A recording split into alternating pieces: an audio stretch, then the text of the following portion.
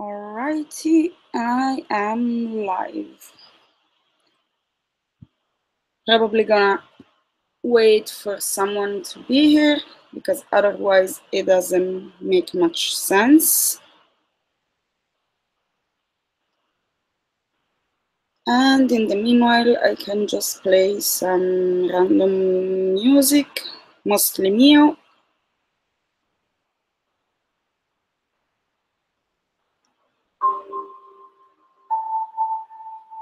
I have no idea how the quality will be because I cannot add music to the stream, not anymore, because Google decided so. Therefore, I am just playing it separately. Hello, ladies. Thank you so much for joining me. Hi, Oli Cripsos. I don't stream too often, so I hope everything is okay, that you can't hear the fan too loud, that you can hear me not too loud as well. Hello, Miss Monster. Nice to see you.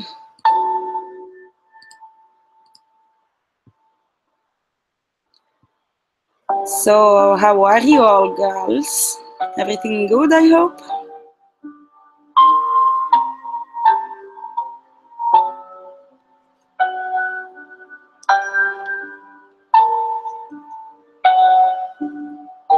Music is a bit loud. Okay, thank you. Duly noted.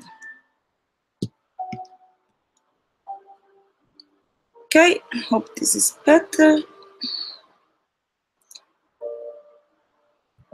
It's very amateur hour here, as usual. Thank you, my darling.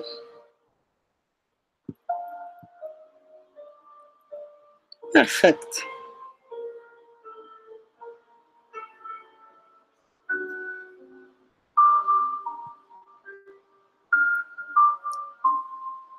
Good, good, perfect. Everything is great. How are you? Well, I'm good. Thank you, Brooklyn. It's hot as fuck here, but besides that, everything great. Finally have my voice back almost 100%. Still have my peak sometimes, but besides that, everything is coolio. All right, I think I can just start reading now. And if there is a story that you would like me to read, you can still ask me in the chat or anyways, and just let me know. And most of these stories that I picked, I have heard before, but I haven't rehearsed or anything. So it gives more the feeling of an improv reading. Hope I won't fuck up too much. Alrighty, let's start with The Girl in the Pink Dress. I didn't know her name, but I'm sure it was something pretty, like Alice or Megan. She was the physical manifestation of perfection in every way one could possibly imagine, blessed with the seed of beauty and nurtured incessantly with the beginning of time. Oh, from the beginning of time. There you go. She has changed me, for now I see my life consists of a mere 2 stages, life before and after I met her. You may doubt how one could love another that he doesn't know the name of or hasn't even spoken to, but trust me on this, I know what I'm feeling is love. I remember the day the heavens burst, unleashing this lost angel into my life as if it were yesterday. It was July 15th. We were both boarding the same subway to work. She was wearing a pink dress. Ever since that day, I have boarded the same subway to work just to catch a glimpse of her, just to be within her presence. Is like being within the presence of the Lord Himself. It transcends regular emotion. I love the way she smiles, picks at her teeth, drinks her morning coffee, even the way she frowns. I knew she was the one, therefore I couldn't let her out of my sight. Sometimes I would follow her home just to make sure she was okay. She notices me sometimes, turning around, giving me a look of mischief. She loves it. I found it kind of confusing when she started taking different routes home and riding different subway cars to work, but I found her nonetheless. Love is boundless. I see her talking to this guy sometimes.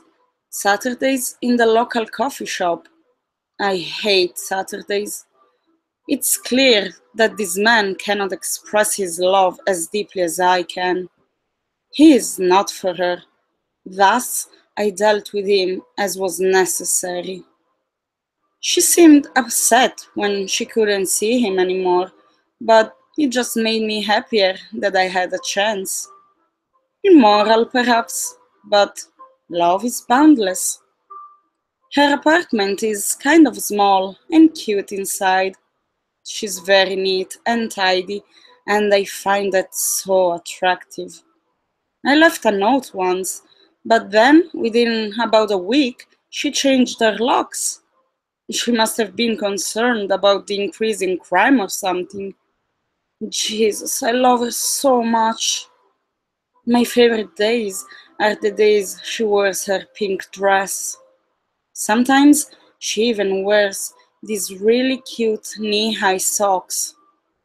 Damn, I'm a sucker for those. I don't really get to see those anymore after the restraining order. Why would she do this to me? I pondered over this question for a long time. I know she loves me, and she knows I love her. So why would she put a barrier in place of our love? Perhaps she's afraid of commitment. This saddened me, but I understood with love and just made my activities a little more secretive. Then came the day that I finally worked up the courage to confess my love for her. I brought flowers and her favorite coffee and approached her on the way home. The look in her eyes was worth dying for. But then she screamed, "Is this what women do when they meet their soulmate?" But I understand. I felt like screaming too. She started fighting at me, so I had to use the chloroform. I planned for this. I brought her back to my place and tied her down so she wouldn't try to leave. I couldn't risk losing her. I didn't want her anxiety to ruin the love she demanded. She screamed a lot, so I had to gag her. She looked pretty, wearing her pink dress. Now I get to see her every morning. We're finally in love, and I'm very happy. I hate the injections and the muffled screams, but I know deep down this is what she wants. I've never been happier. Hello, Jerry. Thank you. So, off to a good start, huh? With some stalker already. Alrighty. Let's make sure that my phone won't turn off. And there we go. Okay. Thank you, Jerry. So, moving on. Yes, how about I found my obituary in the local paper? John Mueller, 26, died Wednesday, September 4th, 2013, in his home. He was a hard-working student and beloved son. The family wishes to keep the details of his death private. He will be missed. Amen. I read that in a shitty local paper called The News Flash. I thought it was a practical joke. My friend Curtis used to do pranks in grade school, so I called him up. He swore it wasn't him. He must have been lying. No one else in town cared enough to put that much effort into a prank on me. I almost forgot about the whole thing until November. John Mueller, 26, died Wednesday, November 12th, 2013, in his home. He took his own life after swallowing a handful of sleeping pills. He worked a dead-end job to pay off dead-end debts. He spent his free time lying in bed, staring at the ceiling. His life was short and somewhat pathetic. No one will remember he existed after a month or two. Good riddance. Amen. I didn't laugh this time. I called my friend Curtis, told him to knock it off. He swore it wasn't him. I called the local paper. No answer. I left a passive-aggressive message on the voicemail. I probably went too far when I insulted their shitty graphic design. The newspaper's layout looked like it was done in Windows Paint. It was full of typos and repeated news stories every week. It was a piece of shit paper. The obituaries became a weekly thing. The paper was delivered to my front door every Saturday. I actually kind of looked forward to it in the beginning. Morbid fascination.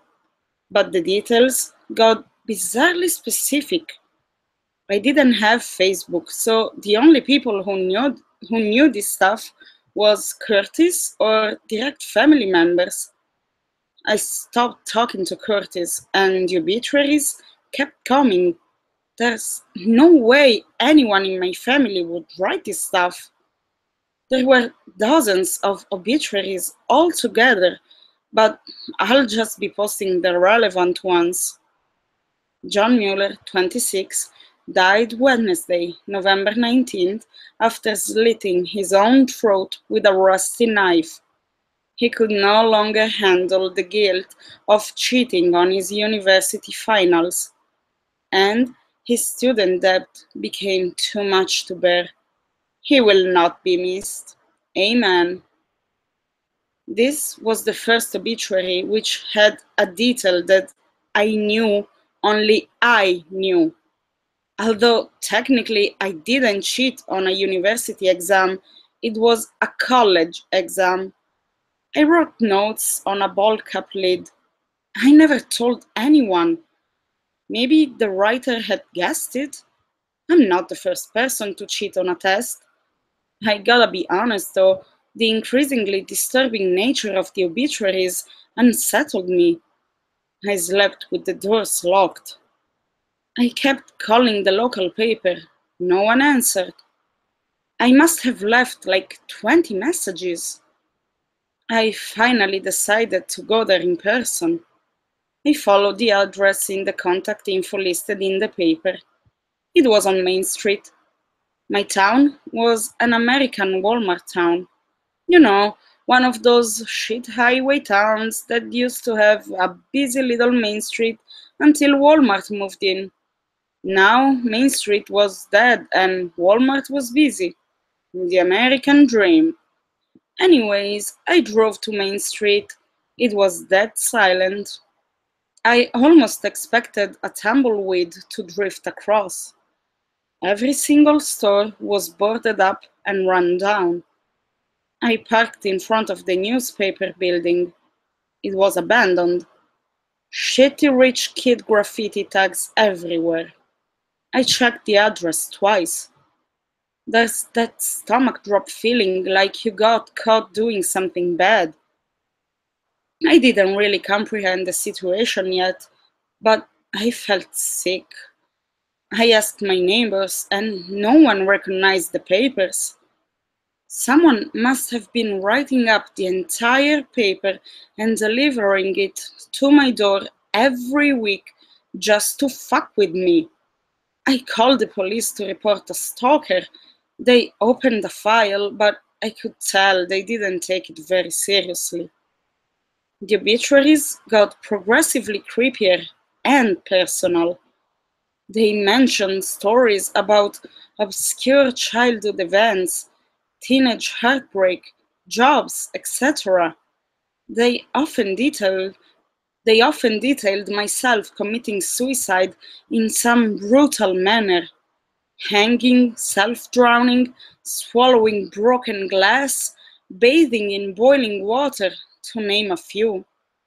I finally decided to set up a camera and catch this fucker. They always delivered the paper to my front door. I got a shitty security camera from Walmart.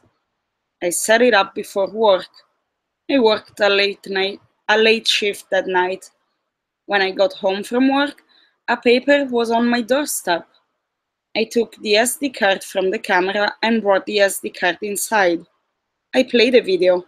I fast forwarded until the paper was on the doorstep. Then I rewound and played it forward. The front door opened a crack and the paper slid out from my house. The front door opened and someone from inside my house dropped the paper. I grabbed the paper and flipped to the obituary section. John Mueller, 26, died Wednesday, December 10th.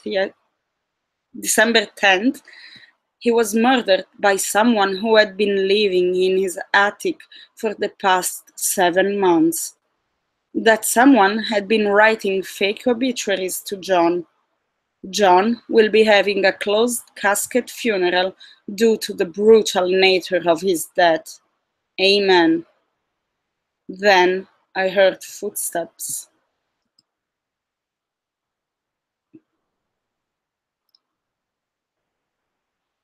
Hello, everyone new. Hi, Pit Clover. Hi, Choiker. Hi, Jeremy. How are y'all doing? American Nightmare. Lord only knows I fucking hate Walmart. I love shopping at Walmart, but most of the shoppers are just obnoxious or plain rude. Yeah, I heard that. I heard that. Of course, no Walmart in Switzerland. Hey, Jeremy. Yes, creepy indeed, huh? So, why did the music stop playing? I don't know. I'm gonna start it again.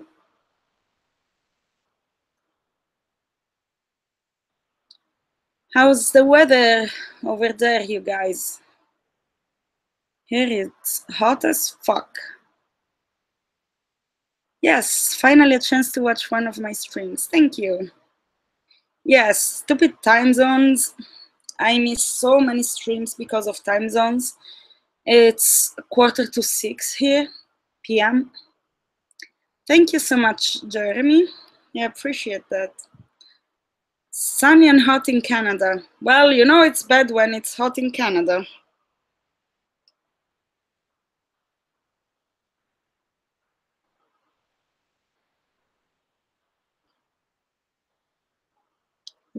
Okay, here we go with the music again. Good. Blue skies. Yeah. Too much blue skies for my taste. Too much sun. I want some cool thunders. Yay, another Canadian. Yes, Miss Monster. We're not the only Canadian. Jeremy in Kentucky. Oh, sunny and hot as fuck in Kentucky. Yeah, imagine. Canada is only cold in the movies.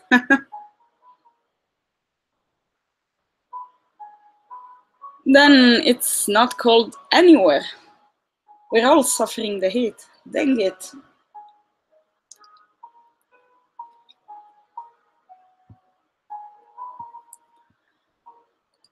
All right.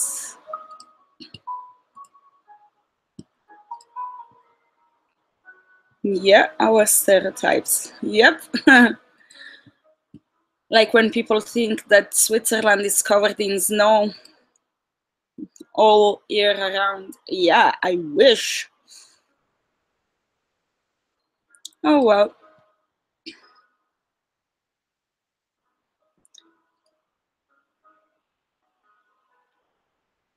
Oh yeah, you live in Missouri, Pete. Yeah. But you are from New York, if I remember correctly.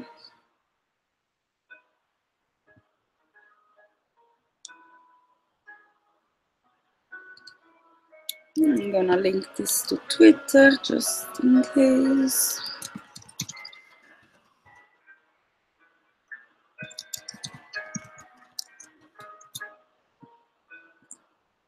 Okay, there we go. Oh, UK has been hot too. Damn. Oh, you have a great voice for narrator, enjoying the stories while working. Thank you so much, Jerry. I appreciate that a lot. Yep, born from New York and mostly grew up in Japan. Oh, that's cool, Pete. That's cool. Yeah, narration. Yeah. Nice but hot. Yeah, hot weather is not the greatest. Well, as long as I can sleep, that's cool, but a couple nights ago I couldn't even fucking sleep. That's how hot it was. Ugh. And nope, no AC in the house. Yay me. Oh, you probably did, Pete, but if you remember, my memory sucks so bad. So maybe you told me this like 30 times, and I still forget. I forget everything. I could need a dog tag with my name on it, so if I forget where I live while I'm outside, at least people know where to return me. They told us we were getting thunder, but it hasn't happened. Ah, yeah, me too. I see the weather for, well, Saturday, Sunday, Monday, Tuesday, Wednesday, and Thursday.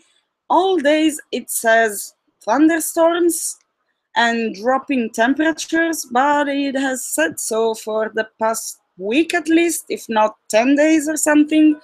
And yeah, I heard a couple of thunders, but temperature hasn't really dropped. Oh god, how you make it without AC? That's a good question. I have no idea how I am still alive.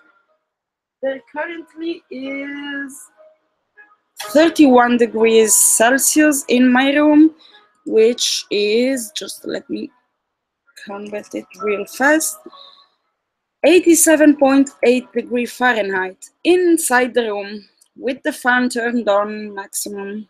Yes. Hey, Stimulate. I'm glad you could join. You're a really funny dude. I told you that on that other stream in which you were in the chat, but you really are a funny dude indeed. Yeah, it's not pretty to live without AC.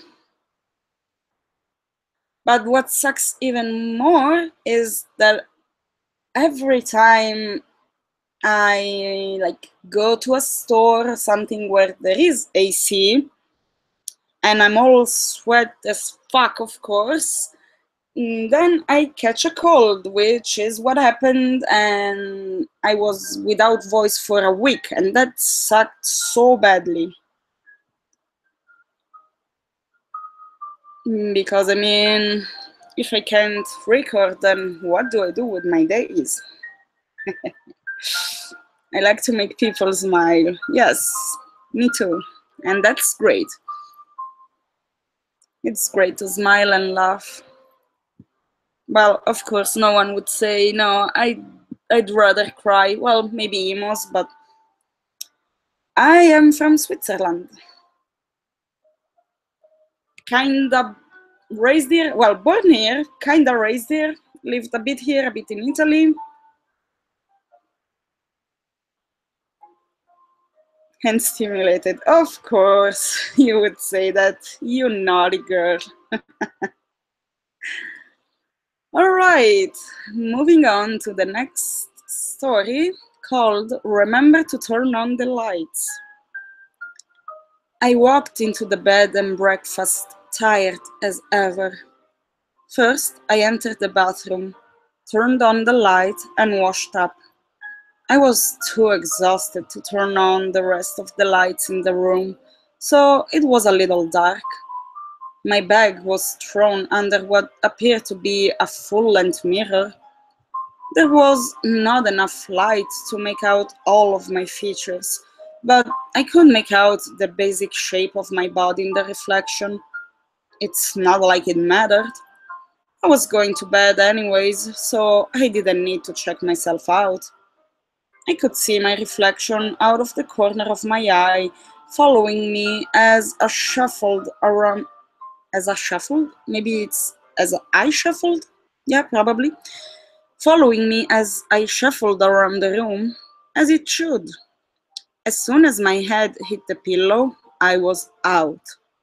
A few hours later, I was feeling a bit chilly. I felt a breeze on my face. I thought that someone must have left the window open. When I got up and scoured the walls for a window, all I found was sheetrock covered in tacky wallpaper. To get a better view, I walked over by my bag and turned on the light switch. When I looked towards my bag to get a jacket, I found the source of the breeze. That was no mirror. It was a window, and it was open. Whatever was on the other side of that window was now in my room. I heard a noise coming from the bathroom. I found myself wishing I had turned the lights on sooner. Ooh, creepy. Goth is basically a human dictionary of many languages. Thank you, Peach. Dankeschön. Merci vielmals. Or, well, that's Swiss German, merci vielmals. So, merci beaucoup. Grazie mille. Gracias. And also, Kitos. Thank you, Above the Grave. Thank you so much. You're polyglot. Well, like I said, I live in Switzerland and we have 3 official languages, which are Italian, French, and German. So I was already speaking 3 languages by the time I was 5. And then I studied in school, well, English, of course, and then also Spanish. So, sort of. But I'm only really fluent in Italian and English. My French and German are kind of rusted, and Spanish, I only studied it for 3 years, and that was like 10 years ago, 11 years ago. Oh God, I'm old. I'm 30. I feel old. So yeah, I speak them more or less. What do you get when you mix Hispanic and German? I don't know. What do you get? Congrats on the 700 subs. I'm new to your channel, but I love your voice and narration. Thank you so much, Dylan the Night Owl. Cool name. Thank you so much. Welcome. Yeah, I really appreciate it a lot. I appreciate everyone that shows me support and love. It's still unbelievable to this day, because when I first started, I thought, nah, no one will like me. I'm not even a native English speaker, so they will just tell me, shut the fuck up. And I would have said, alrighty then, and stopped. So I was so surprised when people actually were like, oh my God, I love your accent. I was like, what? For real? Cool. I was like playing narrator. I wasn't thinking of becoming a narrator, I was just playing. And little did I know, people actually liked it. Wow. And it's amazing because I love it so much.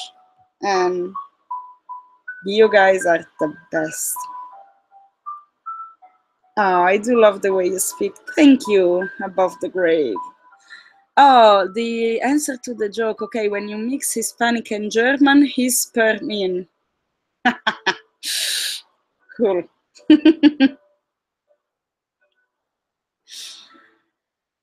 I found your channel via Pink Spooky. Love the female narrators collab. Thank you. Yes, she is great. Still not very known, but she deserves to be more known because she is really great. Same goes for Above the Grave here. She is also very, very good. Ah, my accent is beautiful. Thank you, Brooklyn. Thank you so much. I've actually been accused of faking my accent. I don't know why I would do that, but or how for that matter, because I can't do accents for the life of me. I tried a couple of times on streams, and I'm pretty sure I insulted millions of people in just a few seconds. So that's so cool. I'm happy that you have a growing community. Thank you, Dylan. She's my favorite because of her talent and she's the coolest chicks on earth. Oh, come on, now you're just being too generous. But I appreciate that. You are delusional, but I appreciate it.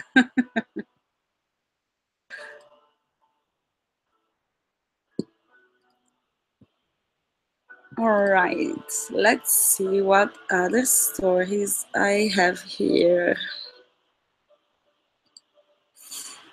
Oh yeah, this is a cool one. I heard it a long time ago. Define unconditional. I tapped my fingers on the steering wheel impatiently. The light turned, and my minivan plodded along. Lutheran Mercy Hospital, 2 miles. Good. Close. I hate navigating unfamiliar cities. I heard whimpering in the back seat from the injured girl. It's okay, sweetie. Almost there, I said gently. I thought back to the press conference I watched recently. Lauren and Alan Hoyle had their daughter taken from them. The next day, the couple stood teary-eyed before neighbors, police, and reporters, begging for their daughter back. They held pictures, cried, declared their undying love. Typical. As I drove, I thought back to the other abducted children. 3 years ago, Melissa Tanner, 16, taken. Similarly, her parents pleaded for their daughter back. They spoke about how she loved life, her compassion, her dreams to play professional basketball, how proud they were. 2 weeks later, Melissa was found in a dumpster, her legs and feet beaten mercilessly with a hammer. She survived, but wouldn't walk again. 2 years ago, Cody Mason, 14, taken. His father, a single dad, turned to the community, promising everything if his son was returned. He spoke about his dedication, what a gifted computer programmer he was, what he could do with his life. 2 weeks later, Cody was found alive in a field, minus both his hands. 1 year ago, Joseph Somerset, 10, taken. His parents posted flyers. They turned to social media, desperate for their son to come home. They spoke about his they spoke about his intellect, how he could change the world. Genius IQ. 2 weeks later, Joseph was found at a public swimming pool. He was confused, disoriented. The days went on. His symptoms didn't improve. It was determined that he had ingested antifreeze, bleach, glass cleaner, rat poison, and other chemicals. While not enough to kill him, it did severely impact his mental faculties. I turned into the hospital parking lot, driving to the unlit area in the back. As I got out of the van, I reminisced, I reminisced of I reminisced on those other children. Their parents loved them, but for what? Who they were? Or their gifts? I opened the back door, reaching in, scooping the young body out. She whimpered as I picked her up. Of course, it's easy to love someone for their talents, their strengths, but what about their handicaps, their flaws? I set the girl down softly on the curb. Okay, honey, I'm going to leave you here. When you hear me drive away, start screaming, okay? I asked. She nodded, hands and legs bound, a bloody tear escaping from under her blindfold. I got back in my vehicle. As I drove off, I heard the shrieking start. Parents find it easy to love their children for their best qualities. But what if you took them away? Would they still feel as strongly? My latest, Alyssa, was my youngest, 4 years old. Her talent had not manifested yet. As I said earlier, her parents sang her praises. They said she has such beautiful eyes. Oh, everyone, we have Mr. Davis in the chat. What an honor. Thank you so much. Congrats on 700. You'll be at 1000 soon. Thank you so, so much. This means a lot coming from you. Thank you. Oh, this is one of my favorite stories, says Above the Grave. Cool. I'll be lurking a bit, says Pete Clover. Lurk away, my friend. Holy crap. I am so honored. Thank you, everyone. Thank you so much. This community is really awesome.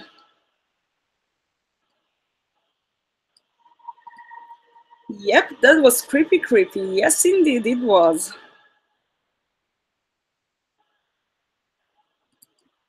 All right, let's see what else I have here. Oh, this one is cute.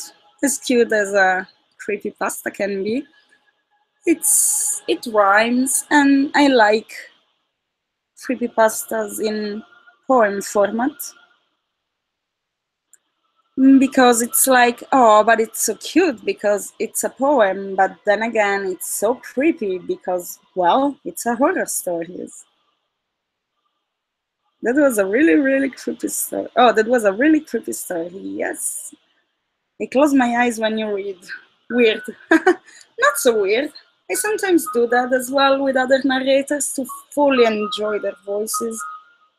Those that have such beautiful voices, like, of course, Corpse Husband, but also Mortis Media, Dr. Creepen, Let's Read. So many have such beautiful voices.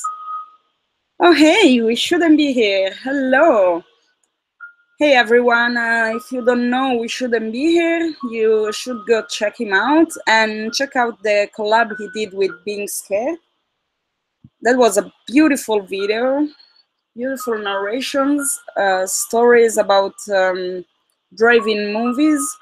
They were all rather creepy. We don't have drive-ins around here, but if we did, I definitely wouldn't want to go there now. Okay, so about this cute, not so cute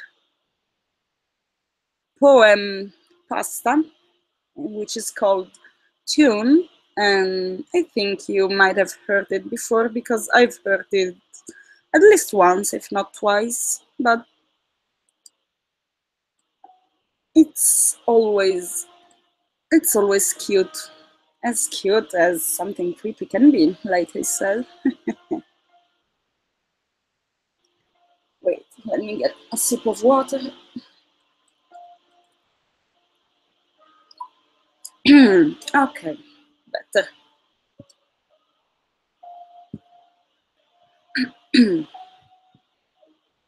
At about the age of 10, I saw him once, but not again. The man who came from out of town, the man who wore the blood-soaked crown. It was the night of Friday Eve, which from my bed I did not leave. Out my window I stole a glance, and saw him there just by chance. He was tall and thin and made of dark. His mere presence made dogs bark, for from his shape he whistled high, a tune so eerie I can't deny. He slinked and stepped along the street, the sound of sloshing at his feet. A trail of crimson lay behind. His next victim he was to find. He grabbed a blade, and on his arm he carved a line into a charm. It was how he kept his body count, which looked high from the amount. A small boy played in a park nearby, with lots of laughter and a joyful cry. Then the man turned to him, a deep gray shadow for a grin. His face had no features that I could see, just deep indents where they would be. His smile grew wide, I must confess, but nothing prepared me for what was next. He moved into a jog towards the boy. Then the child dropped his toy. He screamed for help, but no one came. He called, "Mom, Dad," and then a name I had not heard before, but had seen a few times or maybe more. It was a name that inspired fear, but what the hell was he doing here? He was the stuff of myth, of tales to scare, with blood-stained clothes and matted hair. I pressed my face to the glass and saw how long the boy did last. It wasn't long, in fact, was quick. The boy's blood was red and thick. Then the man raised him up high. The figure then squeezed him dry. He never stopped his whistle song. He tapped his foot and swayed along, as if it were just a show. His smile did begin to grow. The blood it ran like a stream. The cool night air made it steam. He threw the body to the ground. He did not move or make a sound. The boy was dead, but he wasn't done. The figure laughed as though it were fun. He pulled a saw and began to cut. Not the head, just everything but. It wasn't till he had done his task that the man began to laugh. He threw the bits around the park, but by this time it was getting dark. I could not see what happened next. I just ran over to my desk. His noise grew loud, and from what I could hear, was almost whispered in my ear. It was out of rhythm and made me scared. And what came next, I was not prepared. On my window, I heard a tap. I looked over, and he looked back. His face was as pale could be, and then he pointed straight at me. The window opened without a noise. Blood was dripping. It was the boy's. It would seem he wants his tale to be told, with his skin so pale and his clothes of old. I sit here writing as he watches, and on his charm his carving notches. I am aware that he can see the words I write in front of me. I hope he decides to show remorse. Wishful thinking on my part, of course. If you find this and read it through, I hope he does not come for you. His legend is his way he moves, the bloody trail of his shoes. In stories and songs, you'll find him there. Please make sure you are prepared. For if you hear his offbeat tune, then he might be after you. He has his hand upon my shoulder. The room was warm, but now is colder. I must end this tale of him, the story of the bloodied king. At about the age of 10, I saw him once, but not again. The man who came from out of town, the man who wore the blood-soaked crown. Yes, nice little poem.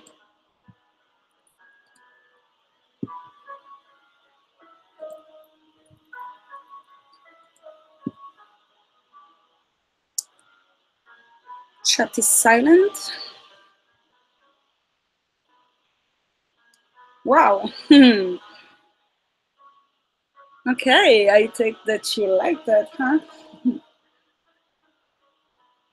Like I said, I like nice. And thank you, Caged Misery. Like I said, I like these creepy stories in poem style.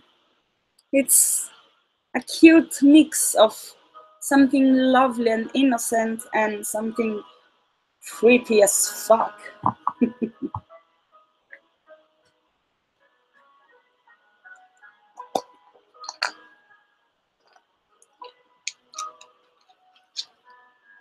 Okay, Pete is gonna head out. Congrats on 700 subs. Thank you so much once again, Pete. And you have a good day, afternoon, evening, morning, whatever it is there. And take care. Wonderful. Thank you everyone. I'm drinking like a camel in the desert. I was prepared. I brought over a couple of bottles of water because I know that it's hot and reading makes you thirsty indeed.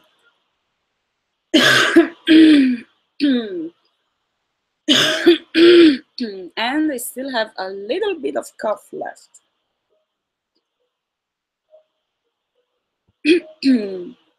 Okay. Good. That was a really good poem. It really had me hooked the whole way through. Plus, I always like stories that involve creatures or things that move through legend and such, says Dylan the Night Owl. Yes, I agree. I like that as well. I like everything paranormal, but so I already like that because of that reason. But yes, things that move through stories and legends, yes, that's always cool. Indeed. Let's see, what about now?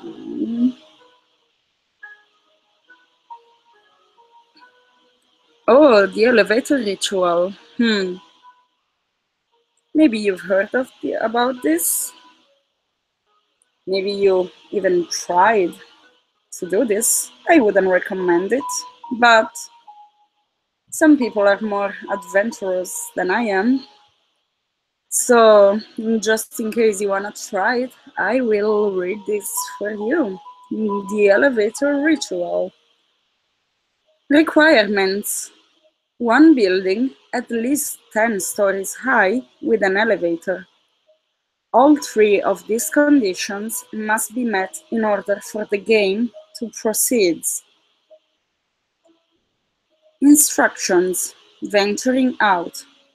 Enter your chosen building and get into the elevator on the first floor alone. Do not proceed if anyone else is in the elevator with you. Press the button for the fourth floor. When the elevator reaches the fourth floor, do not get out. Instead, remain in the elevator and press the button for the second floor. When you reach the second floor, remain in the elevator and press the button for the sixth floor.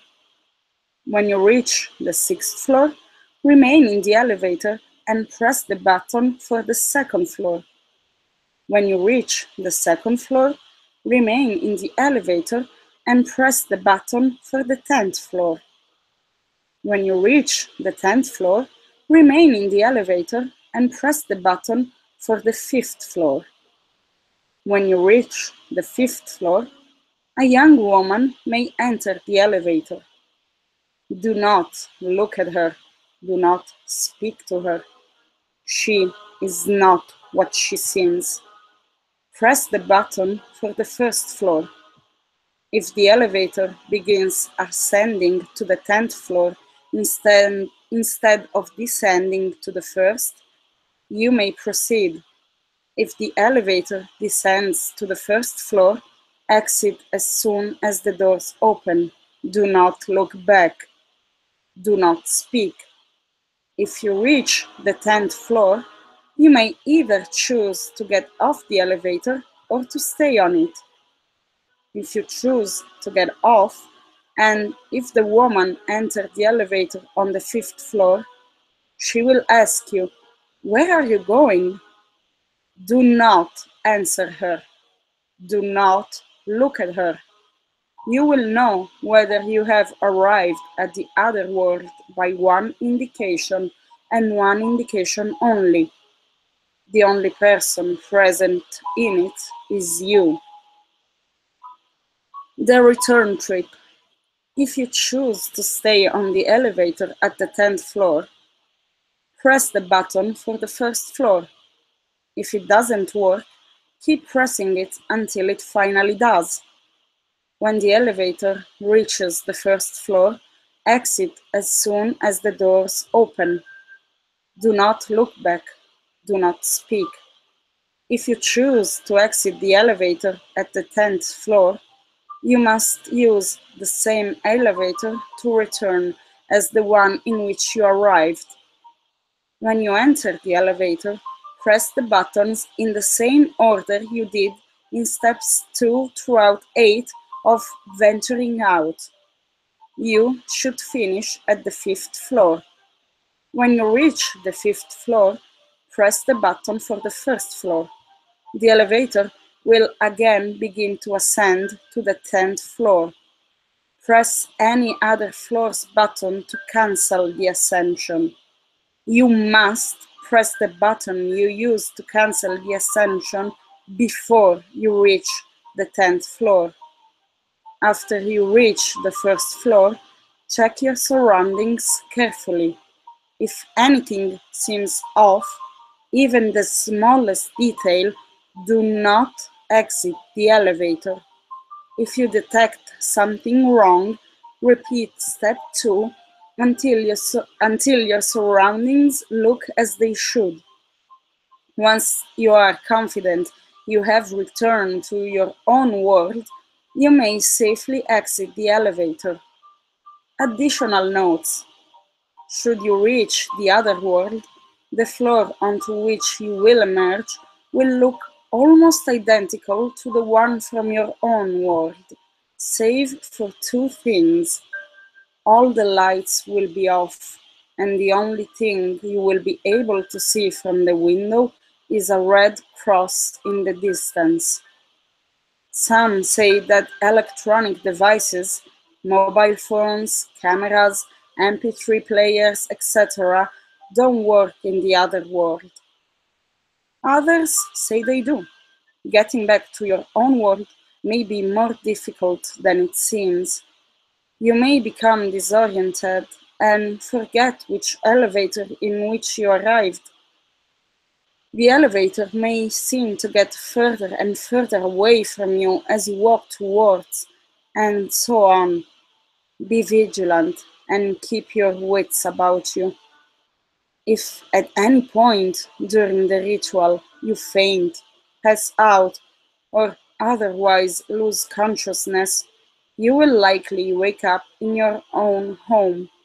However, be sure to carefully examine your surroundings upon waking up.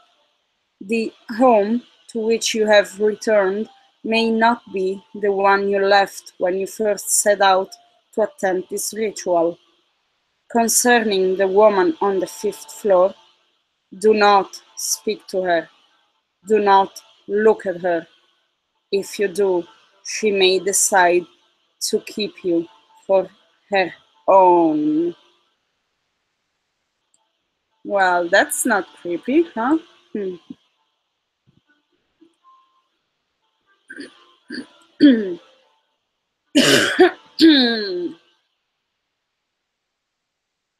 I don't think I'm ever gonna try this ritual. What about you guys? Anyone feeling brave enough? I mean, usually with this kind of rituals, there is always a lot to potentially lose, but not a lot to gain. Like sometimes you get to ask one question and maybe you will get an answer. Maybe you won't, maybe you will be killed, maybe you will lose your soul. So, yeah, it doesn't really seem like it's worth it. But oh well, that's up to people to decide.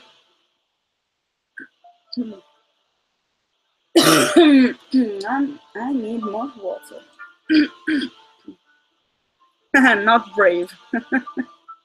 Yeah, me neither. I prefer to read the stories than to act them out.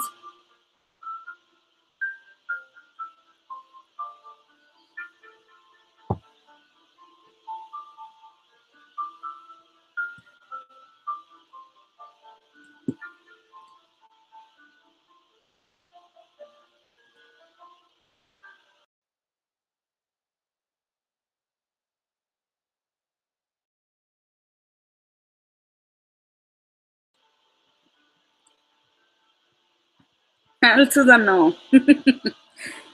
Yeah, okay, I'm glad that I'm not the only one who isn't brave enough, so to say.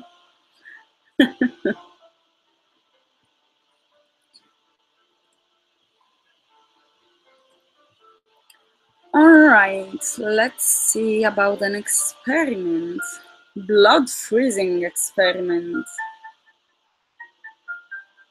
In 1944, the British Secret Intelligence Service, SIS, tried developing a chemical that would affect the blood of a human being. A copy of this lab report can be found somewhere deep within the old MI5 building in London. This chemical was derived with mixtures of, name removed, nomofungin and, name removed, communism, as well as my pyrofomadine. The chemical would modify the blood's chemical properties and structure, so that if shot or cut, the blood would have the ability to freeze or solidify to where the person was shot. This would stop bleeding and can make a person far stronger than an average human being. However, A chemical like this would be incredibly expensive and only offered to the most valuable of people, such as MI5 units and important politicians. Other things that have to happen in order for the blood to solidify include increasing the amount of blood plasma from 55% to 59%. Modified blood cells, when oxygenated, constitute percentages of 96%. Therefore, the subject has to breathe deeper or more often. Since give me a second. Since thrombocytes, I think, seem to get into the way of modified blood cells, they are removed prior to modification. The medulla oblongata is also modified by a chemical that familiarizes it with modified blood cells. Also, since the blood cells expand when solidified, 4% to 6% of the normal blood volume must be removed.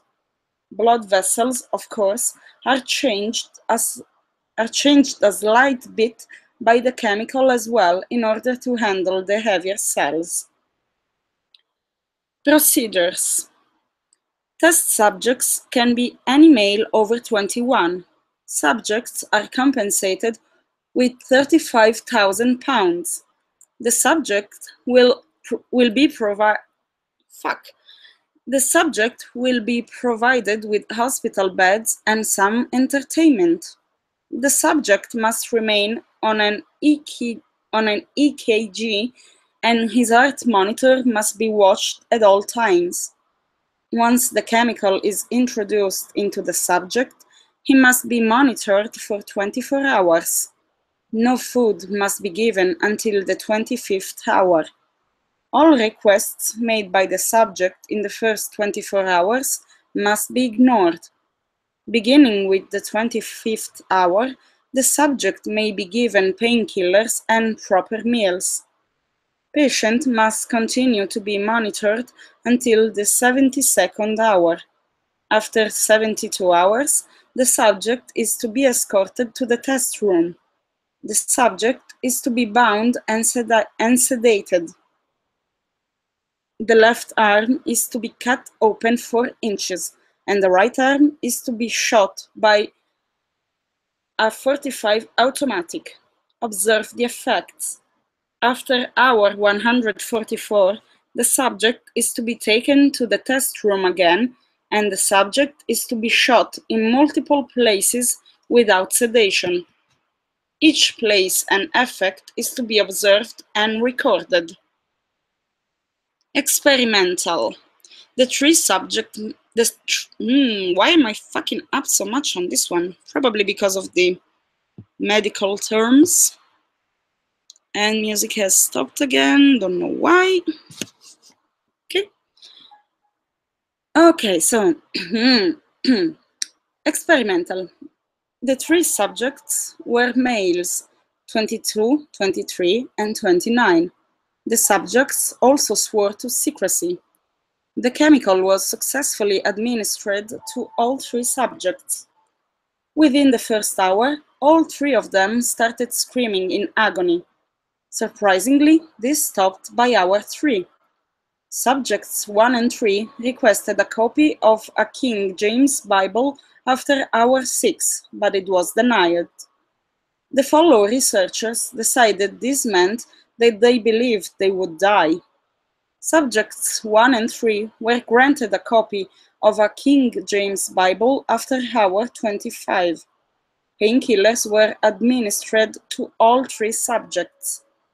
After 72 hours, the subjects were taken into the test rooms.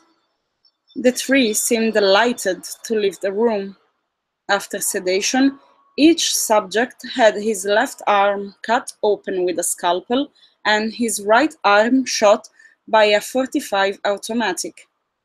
When the scalpel penetrated subject 1's skin, it reacted with a dark amorphous solid substance filling the cut almost as fast as the skin was opened up. It sealed so fast that the scalpel was stuck in his arm. The injury caused by the .45 automatic bullet was sealed by the dark amorphous blood within 3 seconds. The results were the same for subjects 2 and 3. After 84 hours, all 3 of the subjects started to act unusual. Instead of using the entertainment around them, they sat in their beds and groaned, as if they were sad or ashamed. Subjects failed to make eye contact. After 110 hours, subject 1 passed out. Blood tests could not be run because the blood was solid and amorphous. The only thing that was determined was the pH of the blood, which was at 5, was far more acidic than usual. A researcher was sent in after 127 hours to take blood tests on the 3 subjects. Subjects have become increasingly silent. All 3 subjects have shown signs of aggression. The doctor found the pH values to be 4.3, 4.6, and 4.4 for subject 1, 2, and 3 respectively. pH values were decreasing. A blood test was taken at 140 hours. The pH values haven't changed. The experiment will continue as planned. At 144 hours, subjects were escorted to the test room. The 3 subjects looked far different from the beginning. The skin had turned to a shade of gray, and their skin looked noticeably thicker. Their eye colors have changed to pure black, and they were bloodshot. The experiment will continue as planned, but the chemicals must be remodeled before repeating the experiment. Before opening fire on subjects 1, 2, and 3, they showed inhuman strength. They immediately pounced on their attackers and used their teeth as a most effective weapon. 6 armed men lost consciousness as their attackers touched their teeth to their skin. One's arm was devoured by the subject. When MI5 agents entered to neutralize the room, the subjects were reported to be missing. The chemical must have had a negative effect on the medulla oblongata, causing aggression. The chemical also affected the salivary glands. Superhuman's movements were caused by the enhanced blood cells within the muscles. The subject's lust for human flesh is unknown. Locations of subject 1, 2, and 3 are currently unknown. Research for this project will be discontinued. Evidence including this laboratory report will be classified as SIS top secret. Cool, so they basically became zombies. And of course, my phone played The Walking Dead theme by Miyagi, which seems very appropriate for the story. Let's see. No, do not do any of the rituals. I agree about the grave. I agree. Secret Intelligence Service, serving you, aka CC. That's like dead pH. Normal humans is 7.1, 7.4. Ah, nice. I didn't know that. Cool. Cool. So, wow, I've already been going for an hour. Doesn't feel like it. Oh well, I have a lot more stories. And that one was pretty interesting. Yes, Dylan, it was. I had only read the title a couple of times, but I've never actually listened or read the creepypasta itself. Reminds me a little bit of the Russian sleep experiment, but Not so fucked up, but still pretty fucked up, nevertheless. Okay, bit more water.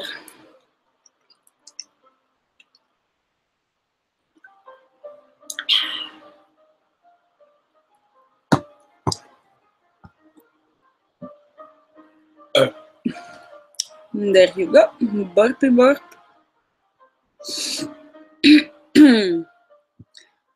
All right, let's see what else I have here.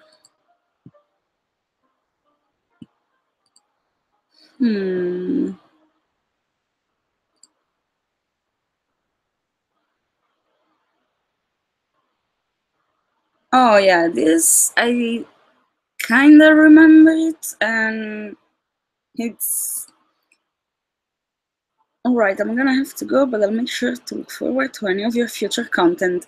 All right, Dylan, thank you so much once again for subscribing and for listening to me now. Hope you enjoyed it, and have a great day or evening or whatever time it is there. Whatever it is, have a great one. Hello, Creepy Tales Corner. What's going on? What did I miss? Well, I'm simply doing some live readings, so you missed a couple of stories, but I have many more yet. So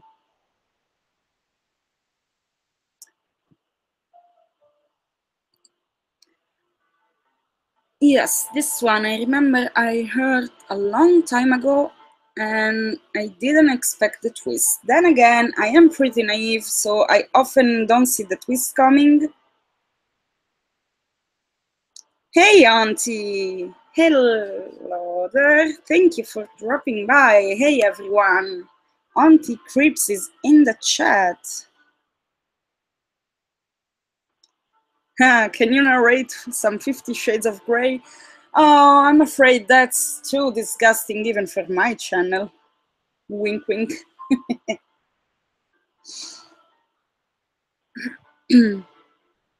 Congrats on 700. Thank you so much. Thank you. I appreciate that very, very much. So, as I was saying, I often don't see twists coming because I'm very naive. But still, I like the twist on this next one quite a bit. It's called The Warning. Endless, dark. That was the road in front of me, stretching out farther than the eye could see in this inky blackness. Not a star in the sky tonight, and the moon seemed to be hiding from view as well. That was okay, because I actually preferred the dark stretch. I found it calming to drive the narrow strip alone in the night. It wasn't often I had the opportunity to drive it and visit my parents in the country, as I was excited to see them. It had been a long time, too long. Being an only child, my parents had been devastated when I informed them I was moving to the city. With that being said, they of course supported me and invited me to visit often, which is how I found myself driving out after work. It was a long weekend, so I could stay Friday and Saturday and head back to the city on Sunday to have some me time. The road had been fun when I was a child. The hills and bumps always had me lifted off my seat, giggling and shouting, "Whee!" Every time we hit a large hill, my stomach would drop. I smiled at the memory, speeding up a little, intending to replicate the experience. The radio blasted a pop song, up way too loud to be good for anyone's ears. But let's be honest, It wasn't like the music was that good anyway. I checked the speedometer. I pressed a little harder on the gas, confident that I could maneuver this particular road with little danger. My car loyally leapt over the hills, bouncing me off my seat time after time. I laughed as my stomach flipped and flipped. I saw a cu- a- I saw a cu- fuck. I saw a curve. Why is that so hard to say? I saw a curve up ahead and I started to gently hit my brakes. Just as I was going through the curve, a flash of blue up ahead caught my eye. Stop! Someone screamed. My reaction to seeing a person standing in the middle of the road was to stop immediately to avoid hitting them. When I saw it was a young girl, I felt a wave of guilt crush over me. I almost hit that girl. I admonished myself. Her dress was a pale blue, torn at the hem and at the shoulder. The tear in the shoulder neatly matched the scratch on her arm, so I guess she must have been running and caught a branch. Her hair was wet, matted down on one side, and she looked panicked. I felt sorry for her, but I was also scared. Did I help this girl? What was she doing in the middle of the road at this time of night? She stared at the car for a second and then began screaming again. Help me! You have to help me! He's going to kill me! She cried, running toward the car. I had the doors locked, but her sudden movement had me reaching for the lock button. I glanced around, but I didn't see anyone else. Suddenly, I saw a man break through the bushes on the left. He was tall, with dark hair and a thick beard. Most importantly, though, he was covered in blood and holding a knife. He seemed to look around for a minute, taking in the car's bright lights, and then noticed the girl. He started in the direction of the car, obviously going after the young girl who was frantically pulling at the door handle. Please!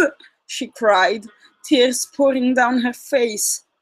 More afraid of the bloody bearded man than the child, I pressed the unlock button hurriedly. Get in! Get in! I practically screamed, my heart racing. The man was so close to the car now. Any second he was going to reach it and kill us both. The girl slammed the door shut and locked it just as the man reached the front of the car. Get out of the car! He screamed, banging his fists against the hood. The girl cowered in the seat, taking in the environment of the car and stealing a glance at me. She didn't respond to him. Get out of the car right now! It's for your own good, he said emphatically, banging his fist on the hood again, knife gleaming in the headlights and the glare momentarily blinding me. Suddenly, he began to move from the front of the car to the driver's side window. Please, get out of the car, he pleaded, his voice a little different this time, almost begging for her to get out of the car. I looked at him and noticed for the first time that he was looking at me. Please, get out! You've made a mistake! You don't know what! I felt something hard and cold slide through my lower ribs. I cried out in pain and looked at the girl incredulously. With a malicious smile, she slowly began to twist the knife. Me, he had been warning Me?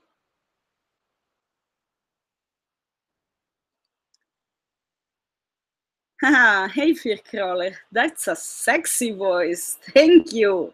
You've told me so. I appreciate that you think my voice is sexy. Auntie says Goth reads live awesome. I'm scared too. I'd be stuttering or something, lol.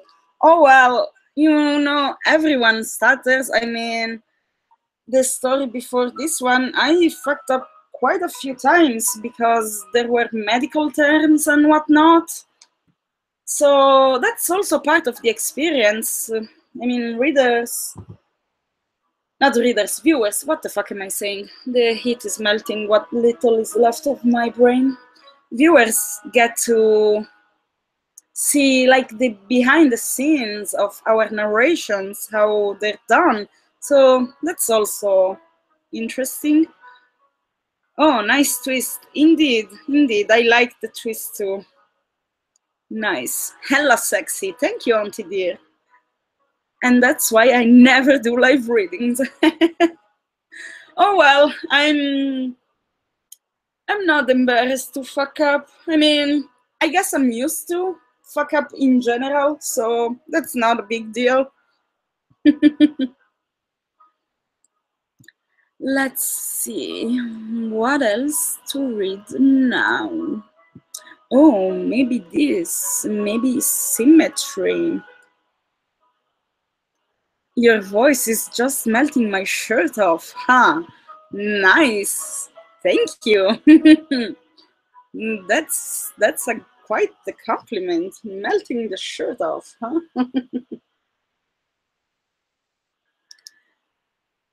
All right. You're doing excellent. Thank you, Brooklyn.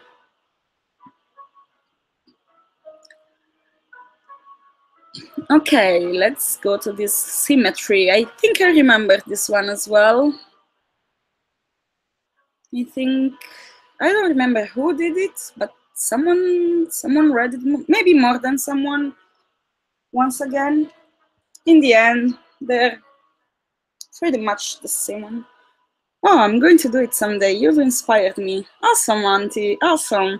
That's so cool to inspire people or to make people feel stuff with something that I do. It's such an incredible high. It's such a deep emotion. It's really awesome. It's just an awesome feeling. It's an awesome feeling. It's beautiful. All right, let's go on then. Symmetry. I love symmetry. I'm not sure exactly why, but I've loved it since I was a kid. Most children are messy and forgetful of their things. Not me. I knew everything had its place, and in my room, everything was right where it belonged. My parents didn't have it. My grandparents didn't have it either. Not a single person in my family had it. I've started referring to it as it because I truly believe it's a thing inside me, a stowaway that shouldn't be there but lives inside me. It's a need, a desire, a longing to be perfect, perfect on both sides. As an adult, I'm at the point where I can't live my life normally. I can't keep a job. Women don't stay with me because they can't handle it. Honestly, I don't even care when they leave. They're messy and make things difficult. They roll over to my side of the bed instead of staying on their own. They leave dishes in one side of the sink, but not the other. I can't work anymore, so when they leave for the day, I have to stay home and fix everything. It's a relief when they leave for good. That feeling never lasts, though. Eventually, it comes back and finds something else that needs fixing. You may be asking, why would I seek out relationships to begin with if I can't stand them? Well, it's hard for me to sleep in the middle of the bed all night without moving. Other than the relationship problem, my life is pretty much in order. I say pretty much because there is one last issue that must be dealt with. You see, I have what's called heterochromia iridum, or two different colored irises. My right eye was cornflower blue, my left pale green. Both my parents have cornflower blue eyes, my siblings and cousins as well. My green eye is the broken one. It makes me unbalanced. Every time I look at myself in the mirror, it stares right back at me. It's all I think about now. Everything is in its right place, except my green little mistake. It didn't hurt at first when I dug the spoon under my eye. It didn't even hurt when it popped out and was hanging by my cheek. Was it shock that was keeping the pain away, or was it it? I snipped the optic nerve and blotted the warm fluids that were streaming down my face. My vision being cut in half was a strange sensation. What was left of the dangling flesh I placed back in the now empty hole. I bandaged the wound, rinsed the spoon, and went to sleep. I woke up happy. I slept better than I had in years. It was finally done. I was fixed. I got out of bed and stumbled to the bathroom. My body ached and my head was on fire. I flipped the switch in the bathroom and the light was blinding. I slowly removed the bandage that was soaked with blood and was sticking to my face like tape. When I looked up to the mirror, my stomach turned. Only then had I realized what I'd done to myself, and I couldn't believe it. There was a hole in the left side of my face, and not the right. I was unbalanced. Again, it was much harder digging out the second eye. My hands were shaky, and when I dug the spoon in, I missed several times, puncturing my pupil 3 times before I got it in the right place. Once the eye popped out, I reached for my scissors to finish the job.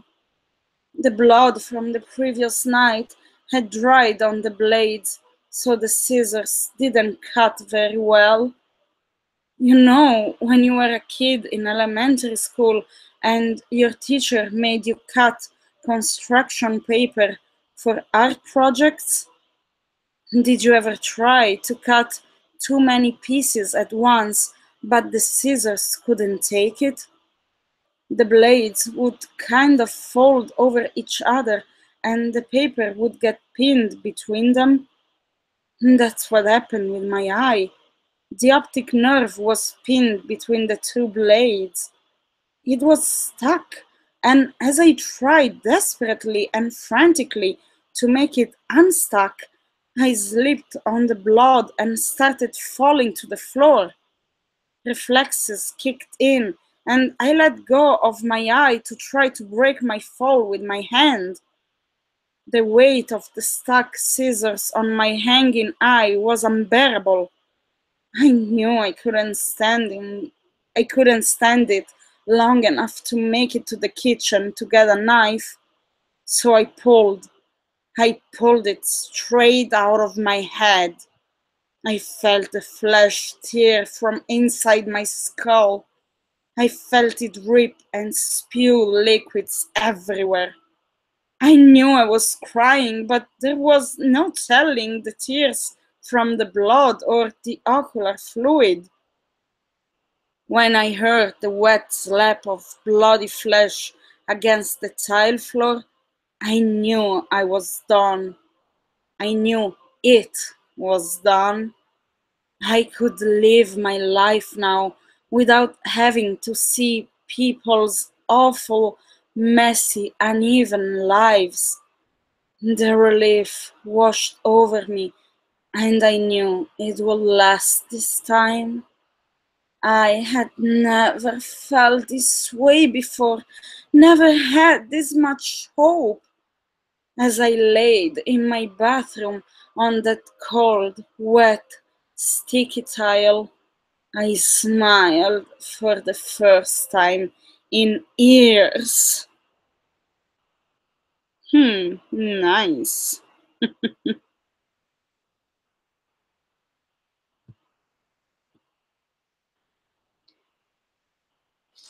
Let's see a little bit what's going on here.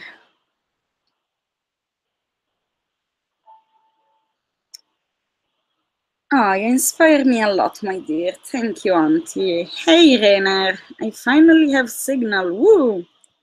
Awesome. Hey, Katie. Thank you for joining.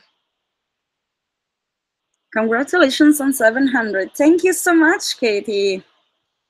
Hey, if anyone doesn't know already, Katie also has a channel and it's pretty cool. So make sure to check that one as well. Also, of course, Fearcrawler, Pink Spooky, Auntie Creeps, Rainer, Above the Grave, like I said. They all have channels. I bet you know already, but just in case. Hey, Pink. Hey, Pink. You weren't here, I think. No, you weren't. Hi, Pink. Glad to have you here. This is really good for lifetime GL. Thank you so much. I'm glad you're enjoying. I could feel that in my own eyes. Yes, it was rather intense. Yes. Already sub to Katie. Good. She's awesome. Yes, I agree. She is awesome. You are awesome too, Auntie. So many awesome people here. You're all awesome. Yes, everyone should check everyone else's channel. Just make sure you go subscribe right now. Open another tab and go subscribe or something to everyone in the chat. Well, everyone with a channel in the chat, because everyone is awesome.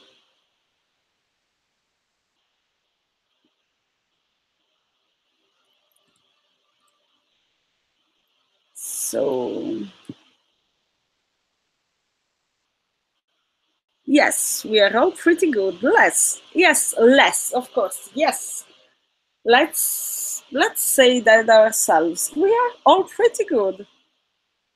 And this stream already has 2 dislikes, which is proof of how good I am, because haters gonna hate. I'm the underachiever here. Oh, shut up, Fircrawler. You're good as well, and you grow pretty fast. I think even faster than me. You reached like 300 in a lot less time than I did.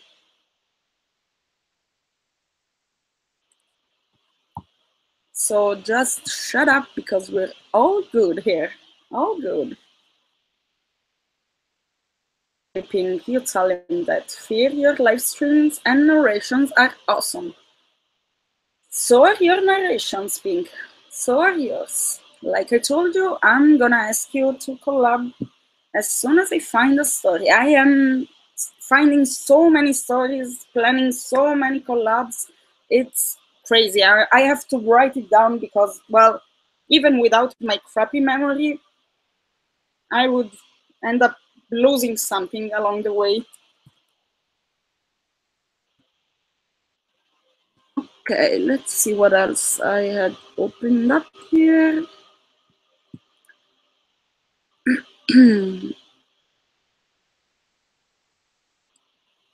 Agreed for sure, yes.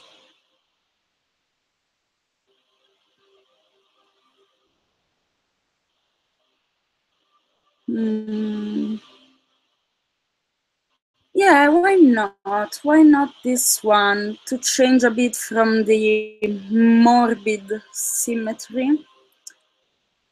The tone a bit with the scariest video game ever. Yes, haters gonna hate, player. Yes, auntie. Indeed. The player's gonna play, and the hater's gonna hate, and I'm just gonna shake. I'll shake it off. And yes, I just quoted Taylor Swift. Sue me.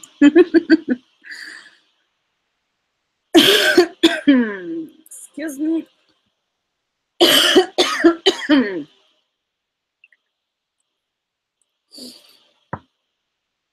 Okay. I'm going down the list and subbing everyone with a channel. Well done, Fearcrawler. Well done. Everyone should do so. I am so glad to have all of you talented, amazing, wonderful, kind people here in the chat listening to me. It's really, I feel like I am having, I don't know, like I'm spending the afternoon with friends. And it's so fucking cool. Oh, and music stopped playing again for whatever reason. Okay. And there we go. And yes, after I finish all the stories, let's go, everyone grab a beer. That would be so cool. Everyone, let's go grab a couple of beer, have some laughters. That would be so fucking cool. Yes, indeed, that's a cool idea. Yes, subscribe to everyone. Yes. All right, the scariest video game ever. Prepare to be so scared. I just finished playing one of the scariest video games ever.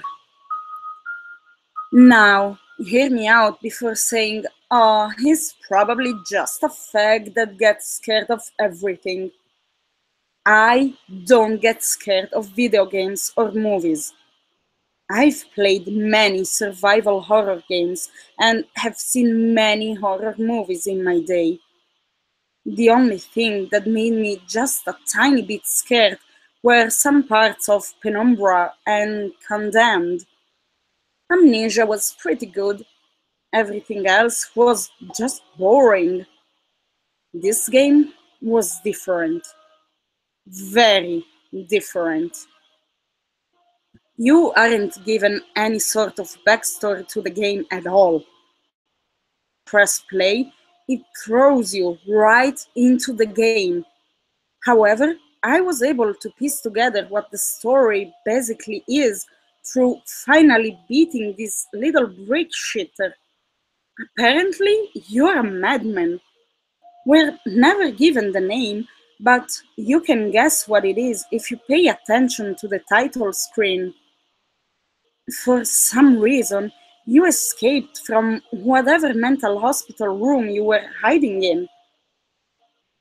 Now, the very horrid state of your mind has transformed the halls of the hospital into nothing but a pitch black maze, with the only light being the walls, which glow a deathly blue.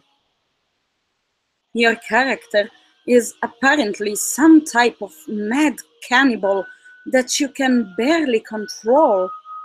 You can force him to turn corners in the creepy hallway, but not much else can be done. Your character seems to grab anything and try to eat it. Whatever is in front of him is thrown into his mouth and he munches it down. While playing the game, you're being chased by four hideous and fucking scary ghost monsters. You cannot hurt them at all, and to come even close to one is instant death, in which the ghost latches onto you and rips you inside all while you hear the horrible noise of your body being torn.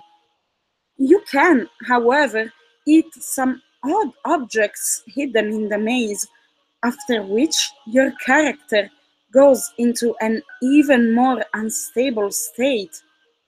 You can literally eat the ghost monsters. Your character runs right up to them and devours them, only leaving their eyes. There aren't any words to describe how horrific and terrifying this game is, and I don't want to spoil the surprises for you. Just go ahead and try it for yourself. Google the word Pac-Man and you'll find it on the first search. You weren't expecting that, were you?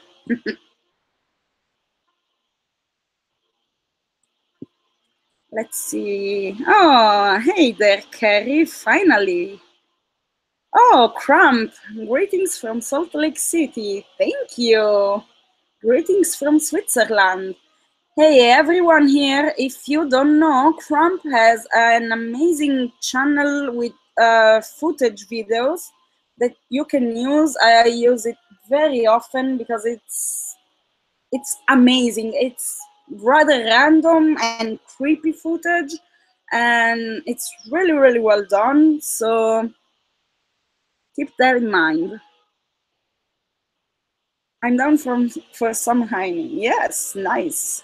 Me too, but I have to get ready for work. Ah, yeah. After all, here it's 7 p.m. So for me, it's time to get beer. But maybe not for you guys. Maybe it's a bit early. Then again, it is 5 somewhere. I mean, it's 7 here, so it is 5 somewhere.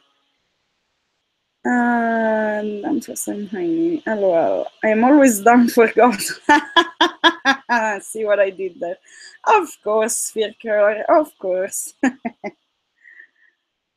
I got moonshine. Nice, Jeremy. Straight for the moonshine, huh? Me tomorrow, night shift. Yessie Goth is a sexy girl. All the female narrators are. As male ones have to hide our faces, and it's not for the mystery of it all. I bet you're gorgeous, Fear Cuddler. Fear Cuddler, that's cute. I checked out a few of your videos after you commented on some of mine, Katie. You have a nice voice. I am pretty plain, actually.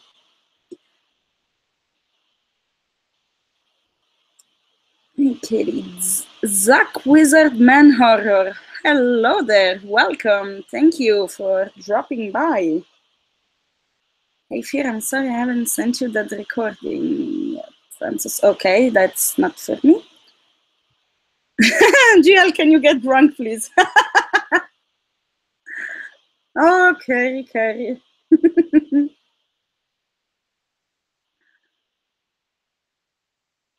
Can you get drunk, please?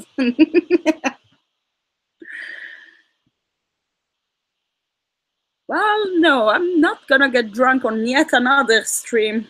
That would be one too many, at least for now. Nah, I'm just kidding. I'm not usually drunk. I'm just a dum-dum, and I like to be silly. So people think I am drunk. Well, actually, it's best if they think that I am drunk, because if they think, wait, what, she's sober and she's this stupid? Oh, God. I like it when she says my name.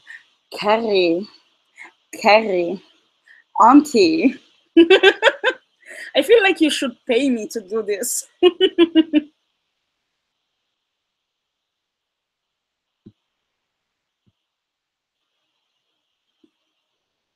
You know,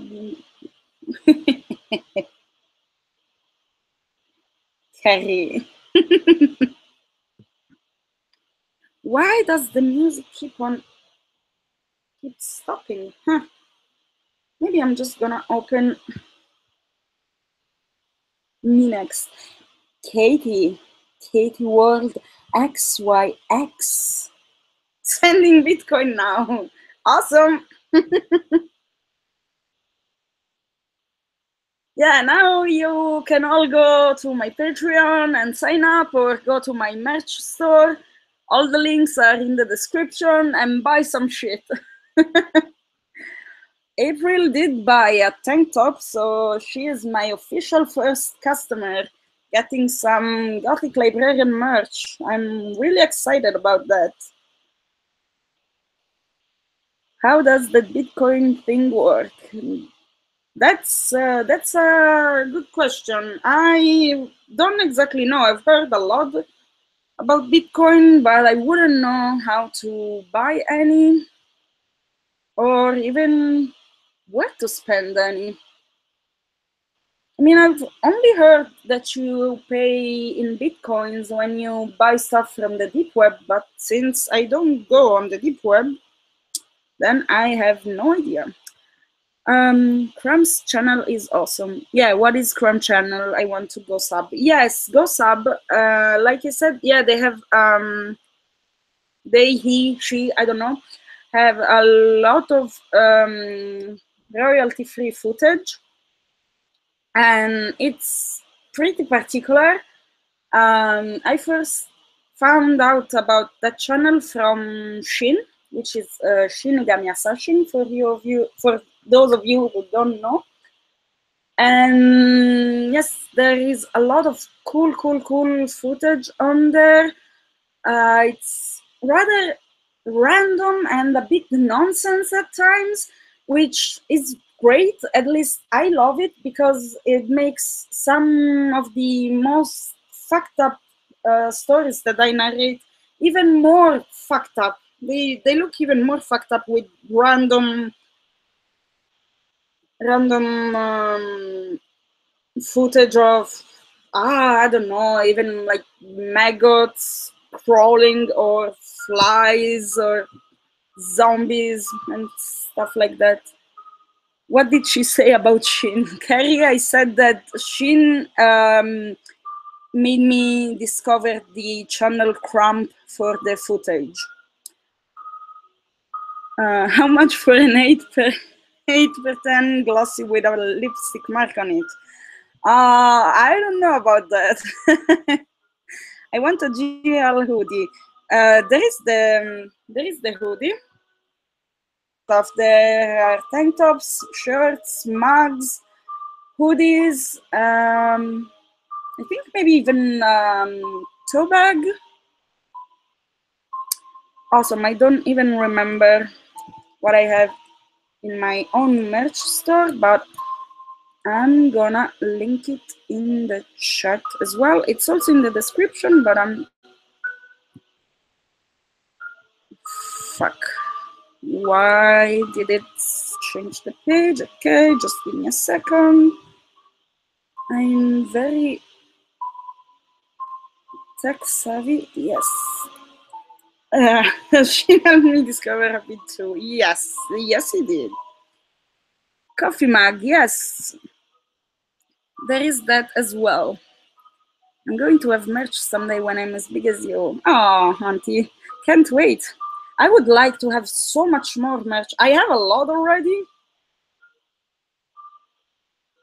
I like the hoodie that has your avatar on it. Yes, thank you. If you're talking to me, yeah.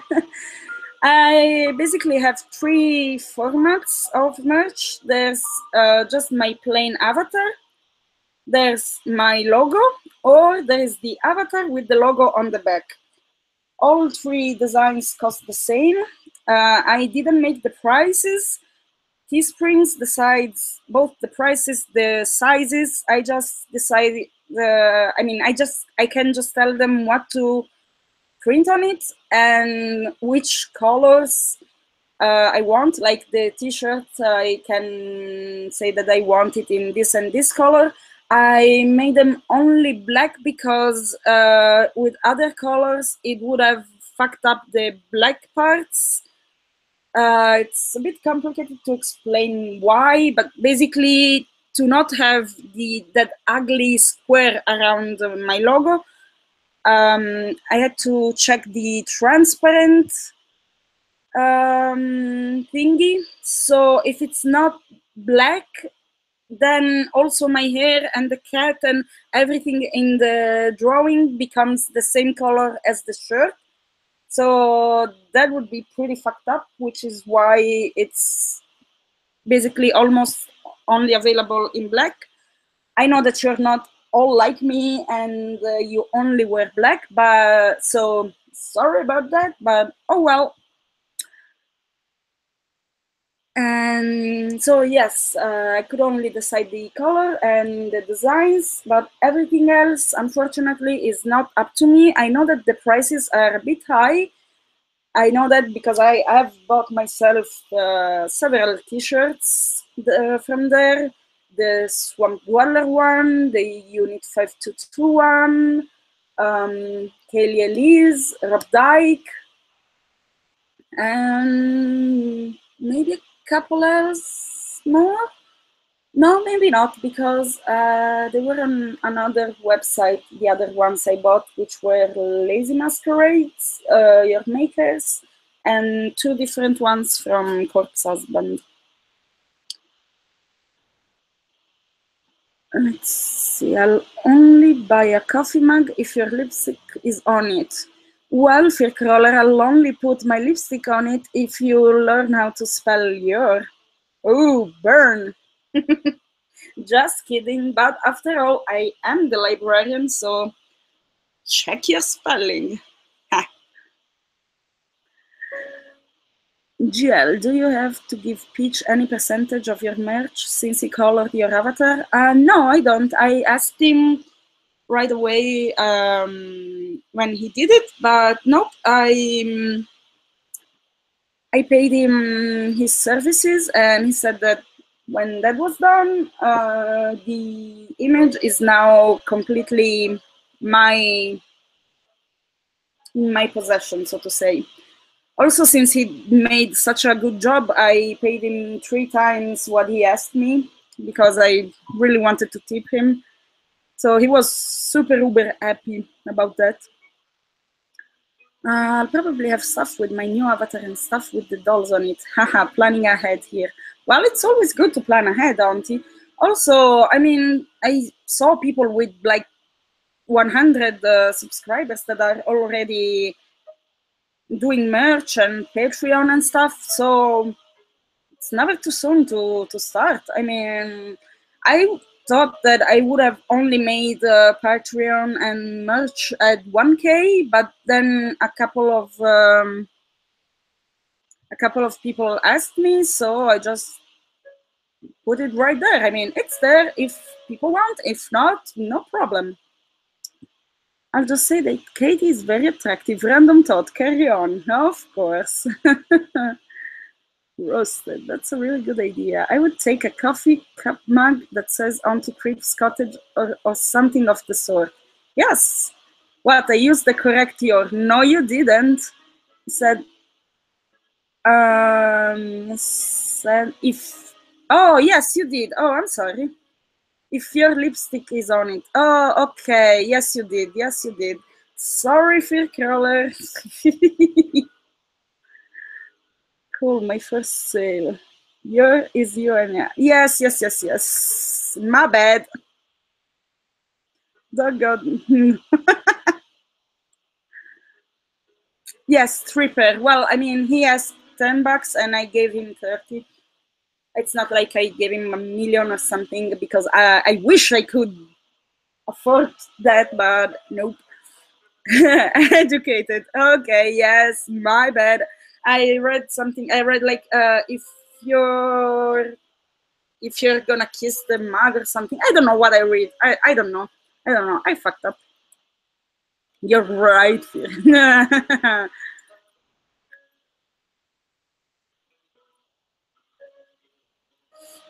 Hey, Bebe. Where is my Bebe, actually? Well, I know where he is. Helping his sister moving. Ugh. I have to get going, but congrats, have a good weekend. Thank you so much. You have a good weekend too, above the grave, and thank you so much for being here. It was awesome to have you. Bye bye. And everyone go subscribe to Above the Grave because she's rather than good. You're forgiven. Oh, thank you, Curler. Too kind, too kind. So, I basically lost 1 million in the last year. You did? How did you had 1 million in the first place? I think I never had over like 10K on my bank account. If that. Yeah. I wish I could afford to lose 1 million. I wish I could afford to have a car, actually.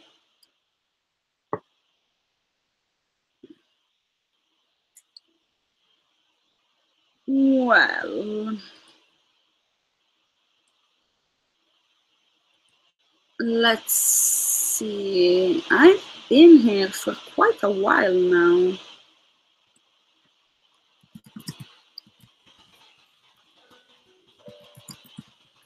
Let's tell some people to come here. Yeah, I hope you mean 1 million chocolate kisses. Why not? Then again, how the hell do you lose 1 million chocolate kisses?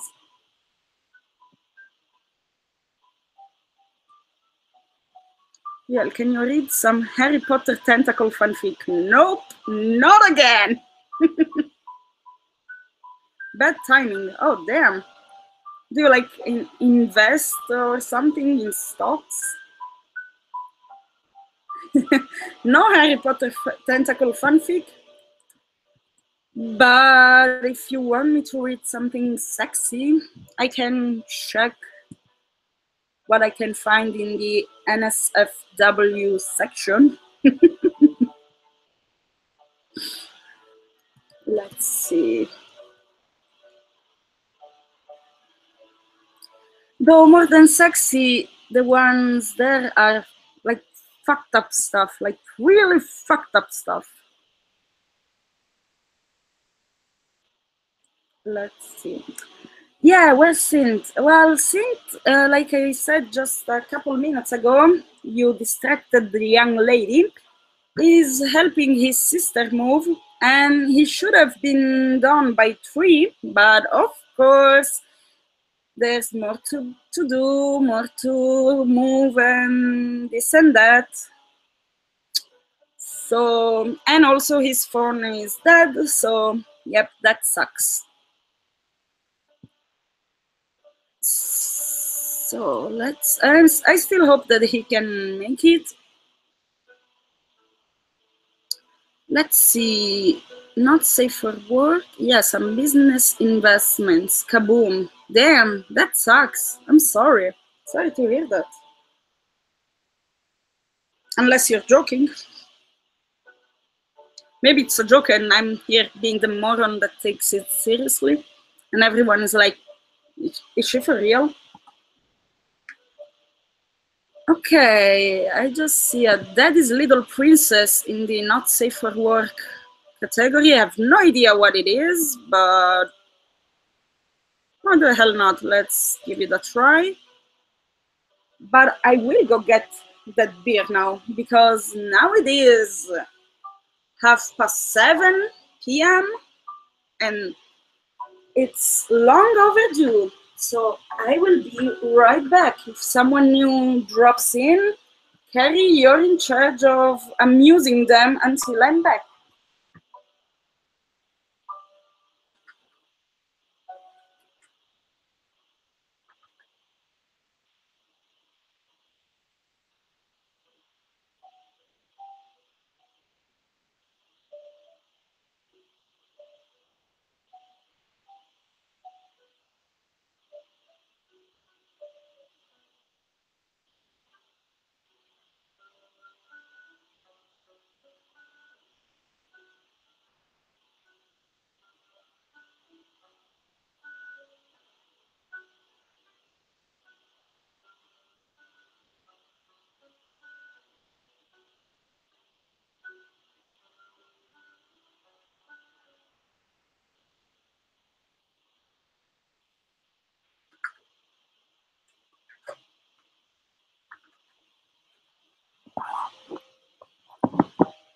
And I am back. I can't hear anything what's going on. Well, I just went, yes, I went to get a beer, exactly. No joke. Now I just don't give a fuck about money. Damn. Just 300 more and you can super chat kaching. Well, I have to check again because until a while ago, Switzerland wasn't in the list of places enabled for super chats, which kind of sucks. But, you know, I do have a Patreon for Crawler if you're really eager to give me money. Just kidding. Oh well, I mean, if you do want to, who am I to tell you no? Of course. So far, I have one supporter. I will let you guess who that may be. Answer, it's Carrie. Of course, my darling. Hey there, Dark Wolf Sven. Thank you. Thank you for dropping by after I basically told you guys, yo motherfuckers, come to the fucking stream. And now you are here, so spontaneous. Thank you. Nah, I wasn't that brutal. I'm lucky I don't owe a mortgage. Yes, you are. Yes, I don't owe one either because I rent the apartment in which I live. Like I said, I don't have a lot of money, so I could never afford to buy a house or buy an apartment. Heck, I can't even afford to buy and maintain a car.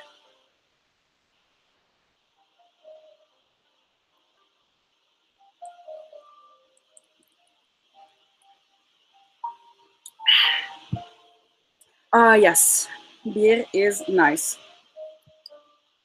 Any problem with burps? No? Cool. Weak ones, but still. Oh, Goth is getting aggressive. That's a fiery woman. Woot woot. I like it when she's rough. Oh, you silly things. Okay, let's try to see what the hell is this story and how fucked up it is. Wait, it's super duper long. No fucking way, I would be reading for 2 hours. No. I'm sticking to shorter stories because if someone comes mid-story, yes, I heard it, don't even start. If someone arrives to the stream mid-story, then they are a bit lost. Yes. Please don't buy again. You can see now. Motherfuckers. Well, I won't buy a gun, that's for sure. I wouldn't trust myself with a gun. Let's see. Do any of you know a good not safe for work story that is not fucked up, but it's just a bit sexy and shit? Because why not? Oh, I found one that isn't too long. I've never heard it before, but yeah, what the hell? Let's give it a try. And if it's some fucked up shit, oh well. Hey, yes, I'm still alive, Miss Monster. Glad you're back.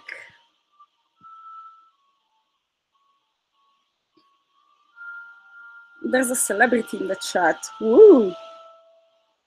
There are many celebrities in the chat, Carrie dear. I mean, look at all these talented people here. And not only the talented people, also the amazing, fantastic people. The talentless. So this is where all the cool kids are, huh? Yes, it is. Like I said earlier, after I'm done reading, we're all gonna go get a beer together. I wish. Actually, I'm pretty sure that where you are, it's still morning or something. Here it's 7 p.m. and I am already drinking beer.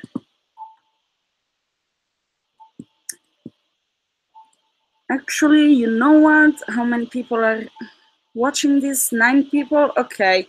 I can just do this for a second.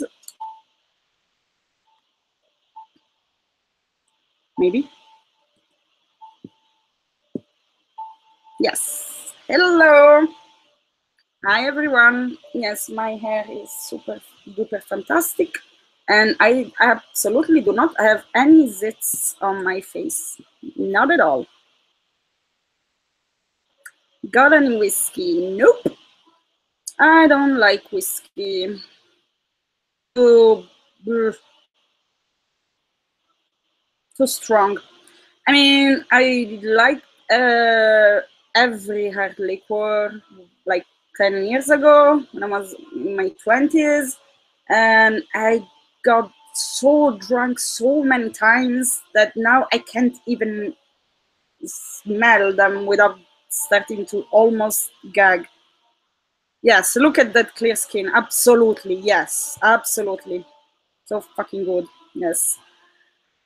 But yep, I don't even. Oh, good. Also, my makeup all smashed and my nail polish sucks. Perfect. The hell was I saying? Oh yeah, I was talking. Maybe it's maybe maybe she was working with it. Sure.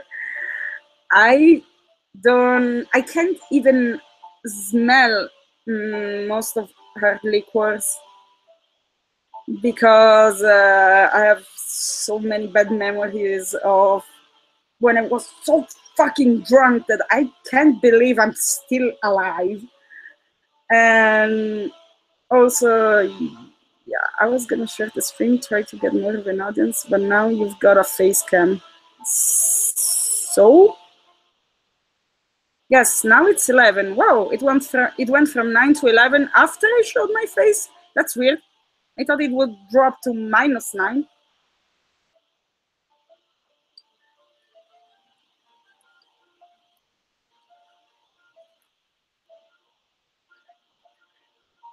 I told you I was thirsty. Damn. Sexy bitch. Thank you, my dear. Can I call you? Can I call you by your name? I mean,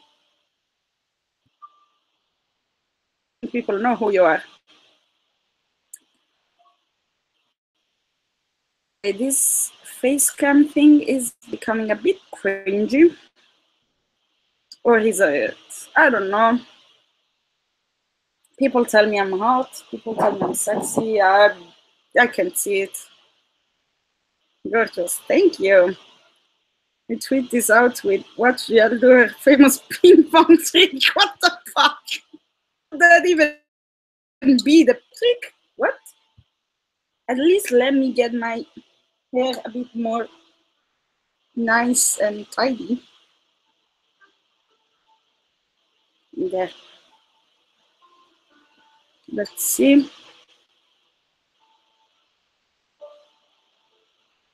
Yeah, okay, it's already a bit better.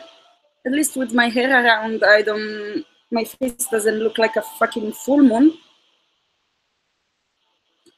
Wish I at least applied some foundation here, but oh well.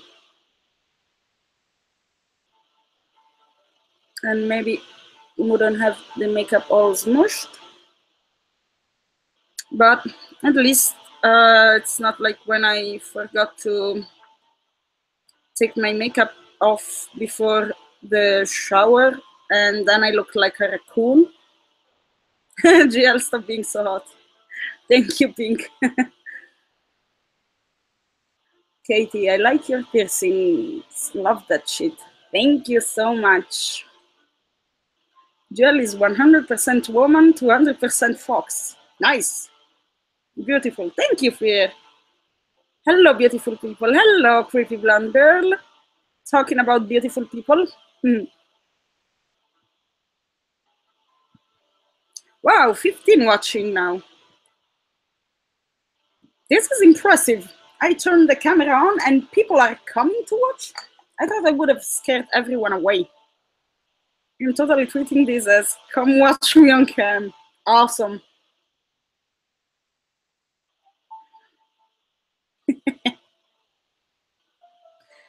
Yeah, why the hell not? I mean, if people will sub because they think I'm out, then sure, why not, I guess.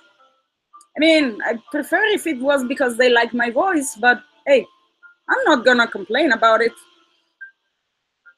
I mean, after all, if they don't like my voice, they will unsub eventually again. So in the end, I will have only subs that are sub because of my narrations and my voice, which is what I want. I don't want like I wouldn't want 2 million subscribers that only sub because the hell do I know? I released a sex tape, which I don't have. Fear crawler, don't even start. I know you're gonna say something about it. I don't have any sex tape, and no, I'm not gonna take any.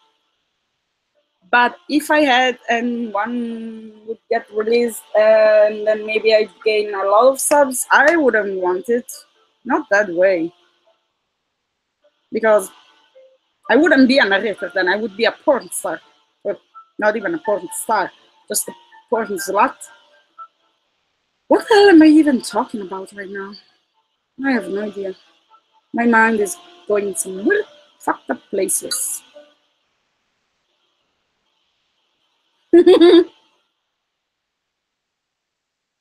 Yes, make a sex tape with synth. If we will make that, it's not gonna be seen by anyone else rather than Carrie.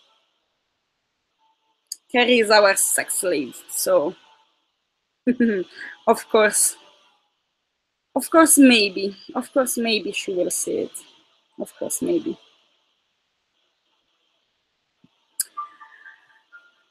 All right, let's see what this story that I found is. I have no idea. I mean, at least the other stories were like something that I had seen in the past, something I remember I heard, or the title was familiar or something. Drink more beer. Oh, I will. I knew that I would have chugged the first bottle very quickly because I am thirsty as fuck. Because I also have the window closed, so you can't hear the fucking bells that go off like 17 times a day here for whatever reason. And so even with the fan turned on at the maximum what potency strength, how do you say that? I don't know. It's still hot as fuck in this room. Like I said, it's 31 Celsius, yeah, which is 89 Fahrenheit, so pretty hot. So I am drinking like a camel in the desert.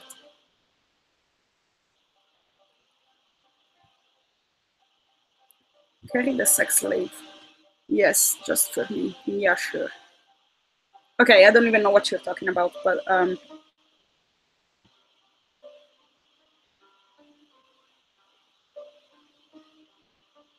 okay. Yes. Okay, so let's see.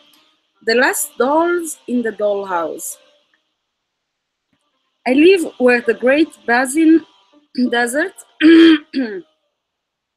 Let's start over. I live where the Great Basin Desert meets the Mojave Desert. If that's Spanish, that's right. Approximately. When I look out my window, all I see is sagebrush, scattered juniper trees, red cliff, and dust. Southern Nevada, and prostitution is just barely legal where I am. Sorry? Government regulations can protect us from a lot of crazy shit, but it can't properly prepare us for what happens off the clock. Unfortunately, this is one of those stories. In order to get to where I used to work, the dollhouse, you basically must drive to the middle of nowhere. Most of us young women come from small towns, and the brothel provides room and board. Contrary to those idyllic conversations of Vegas being the center of sin, prostitution is not legal in Vegas because it has too high a population. Before the dollhouse was shut down, there were 20 legal operating brothels in Nevada. Now there are only 19, all located in the middle of nowhere. The dollhouse had been in operation from 1899 to 2009, a remarkable history, and had always maintained its theme. It had a long story of responsible treatment before the incident. We were the dolls. When a pleasant chime rings, when a pleasant chime rings, when a pleasant chime rings, okay, I got it. When a pleasant chime rings, we line up for inspection to make sure we are fit to work that day. Dolls, of course, always look unharmed and clean. We were to be perfect women. Unfortunately, that can't be guaranteed for us. Sometimes we'd show up with bruises and hickeys, in which we were given the day off. We could socialize in the lobby with patrons, hang out in the quarters where the dolls live, of course, or go out into town. It was on that fateful day in 2009 when my good friend Mallory and I woke up with hickeys on our necks and decided to head out into town. While I was waiting for Mallory in the lobby, I struck up a conversation with a nice young fellow named Mick. Mick told me he was a virgin and he couldn't bear it anymore. We talked small for a while. It wasn't my favorite thing, but it was something I was good at. When Mal, Mallory, yes. When Mal came downstairs, we left quickly. In the car, I joked about the sort of man that would maintain his virginity until he had aged. We drove off towards a strip mall, which was a good 30 minutes away by car. The dollhouse was isolated. Mal and I had a good time. We each bought a few items of clothing. I picked up a pair of plastic steer earrings and fiddled with them, while while, while Mal got a blue bubblegum ball out of a tiny quarter machine. We spent a few hours simply doing what friends do. We, we stopped at the food court for lunch. We gossiped about our friends, wondered how the ones with kids could manage it. While enjoying a large plate of fries and ketchup, I felt butterflies in my stomach and a hot feeling at the back of my head. Something felt wrong, but I wasn't sure what it was. Do you ever feel like something is wrong, but you can't put your finger on it? I asked, dipping a fry. Yeah, I felt that driving here today, but I don't trust my gut. It's not very reliable, she admitted. Me either, usually, I laughed. That afternoon, around 4 p.m., we began to drive home. The sun was setting in the desert, making every little rock red and shadowy. I'd had a good day, but the feeling I'd had earlier was beginning to poke at me again.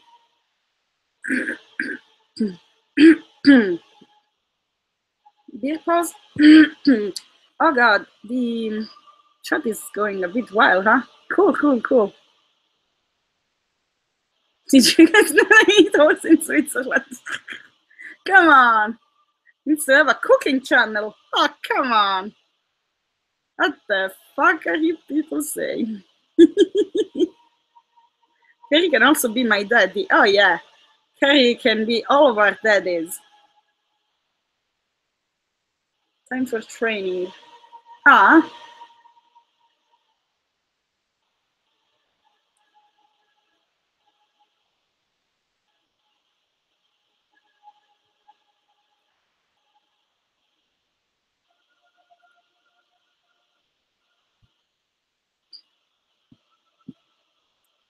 yes, I know. It's very interesting to just watch me drink beer and spitting everywhere. Sorry about that. I just see in the chat going a bit wild. Oh, Dark Wolfsbane is leaving. Oh, right. Of course, he said, all right, time for training. What the fuck? I can't even speak anymore. Okay, bye, Dark Wolfsbane. Thanks for stopping by.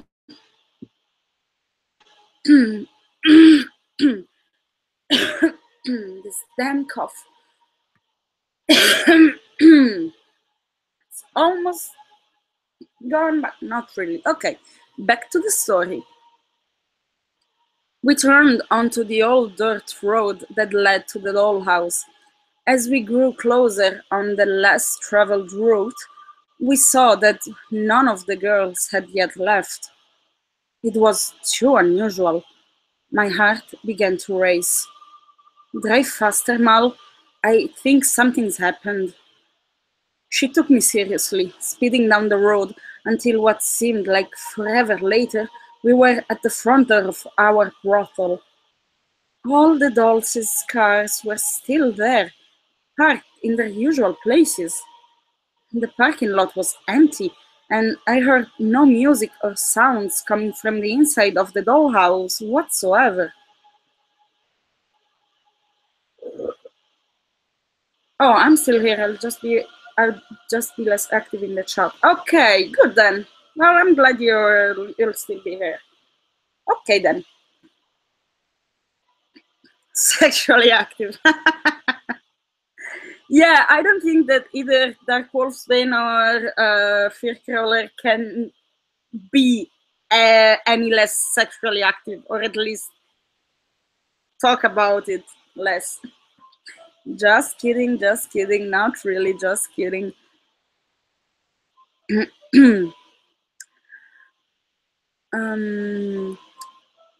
Yes.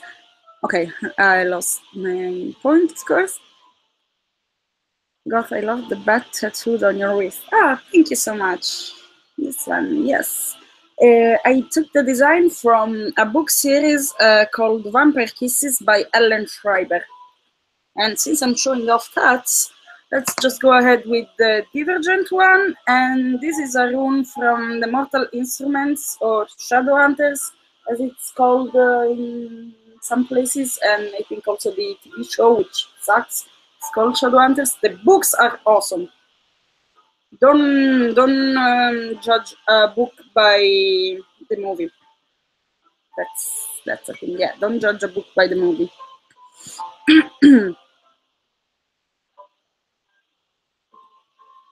Oh blah, I'm a good crawler. Yes, you are. Jill thinks I am like Shad in that story. Lol, rapey crawler. I don't think you're rapey. I just think you are horny. Not rapey, horny. Nah. Like I said, I'm just kidding. You just like to joke about shit.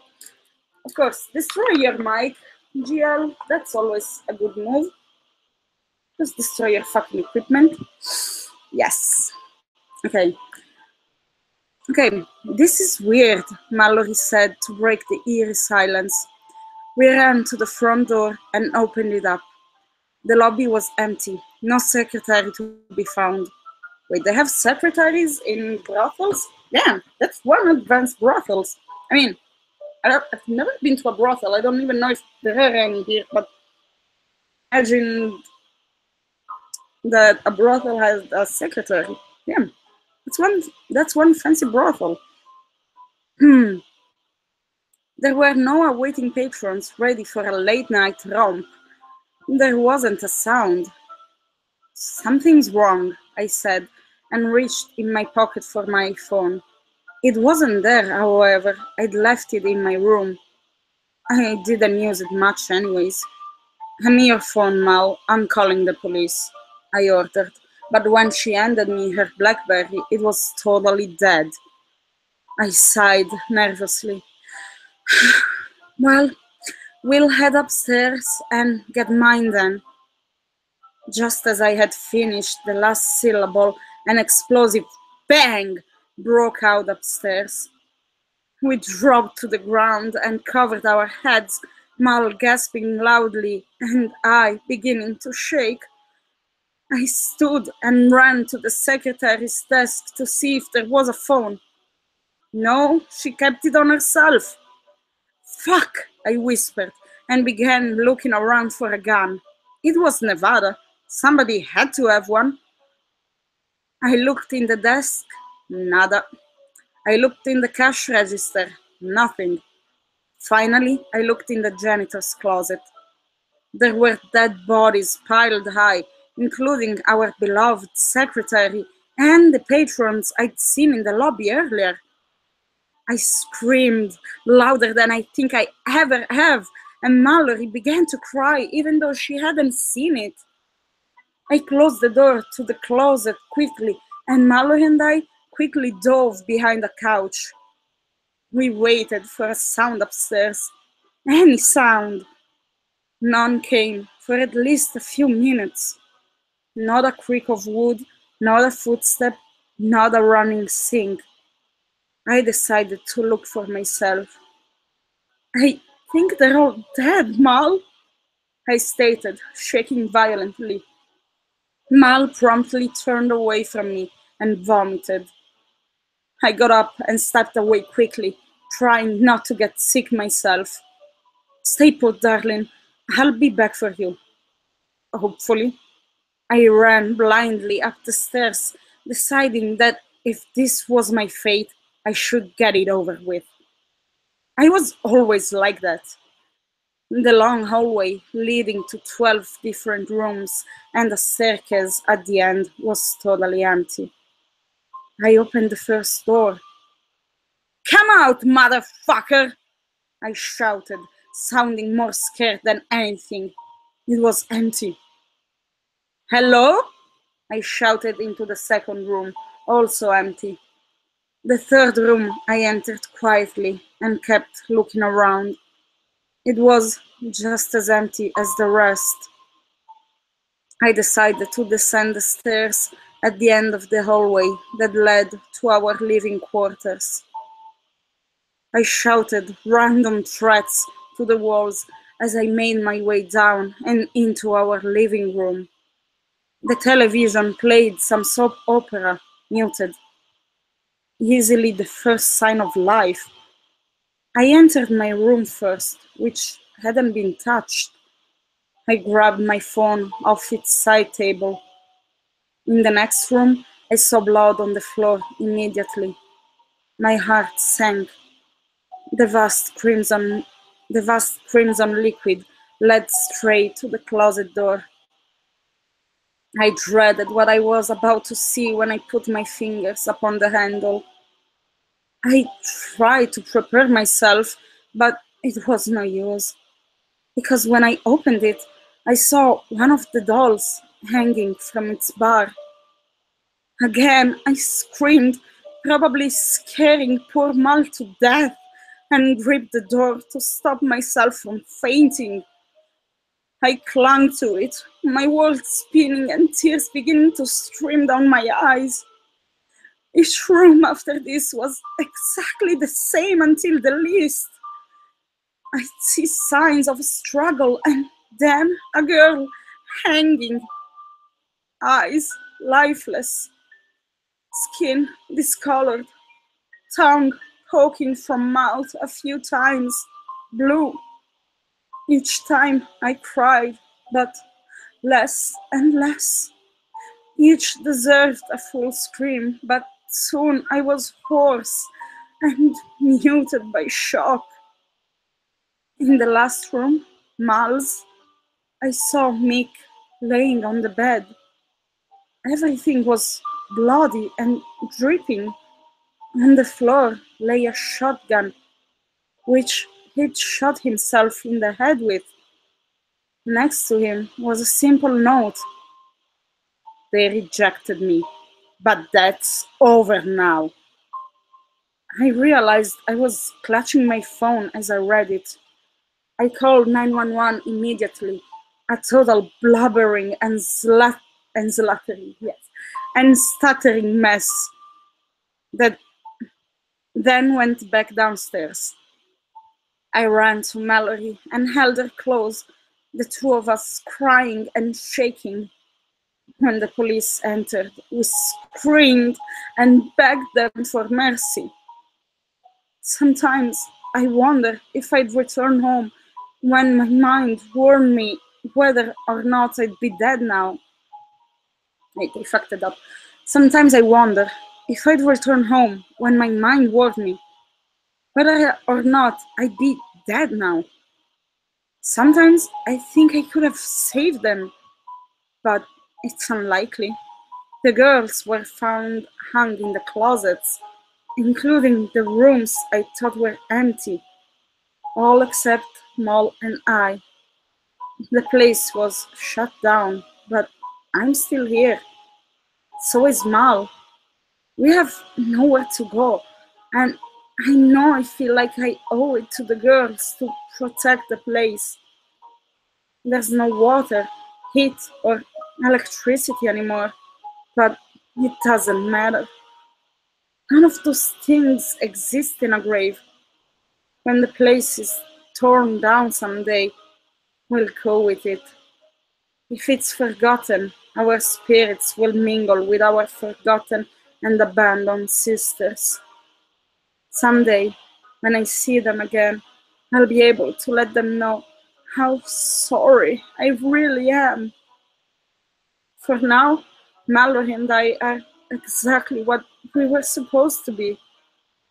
Perfect, totally untouched, fully isolated, surrounded by evergreen brush, the last dolls in the dollhouse. Oh damn, that was quite moving. Didn't expect a not safe for work story to be moving, but it wasn't that not safe for work, but it was cool. I'm gonna save this one because I could do it on my channel. Let's see what's going on in the chat.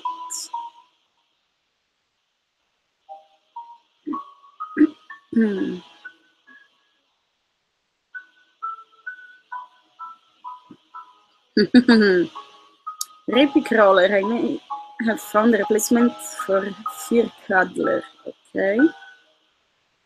Carrie can turn anything you say into something sexual. Yes, yes, she can. That's her superpower. And if I post pics of my six-pack, I'll be Fit Crawler. Well, the only six-pack I have is of beer. And the secretary even comes at a discount. Does your six-pack say Heineken? Damn, see? I thought the same. Your color is being modest. He has at minimum a 12-pack. What the fuck? If I post pics of my six-pack, I'll be drunk because the rest of the case must be gone. Okay. Same 24-pack at least. Come on, Fear. Let's see that 36-pack. God damn, you're so good, hon. I love how you narrate. Oh, thank you, Auntie. Fangirling. Oh, you are too good to me. You're so kind and sweet. You're such a sweetheart. I'll be back in a few minutes if you're still on. Congrats, GL, on 700. You definitely earned them. Later, chat family. Thank you so much, Fear. Be right back for me too. Okay, guys, I'll make sure everyone behaves while you're gone.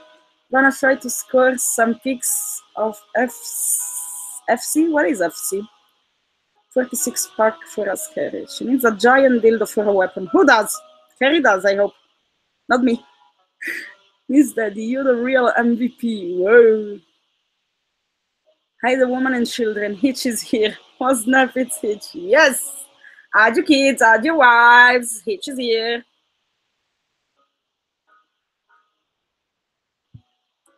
And I've been going for 2 hours now. 2.5 hours. I think. Yeah. 2.5. Well, you know why I'm still going. I was hoping that Synth could catch the stream, but yeah, how long it's still gonna take him. Boo. The boogeyman is here. LOL. Yes. Oh, Dark Somnium. Damn. Boom bam, I stepped in the jam. Thanks Somnium up in this bitch. What up? Says 3 hours now. Oh, it does? But oh yeah, because it was supposed to start at 5, but I was trying to figure out how the hell I could add music to it. And I lost a good 30 minutes trying to do that, and in the end I'm just playing it on my phone. So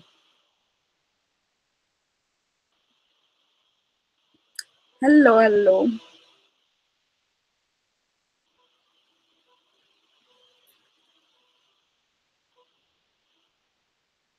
And second beer is gone.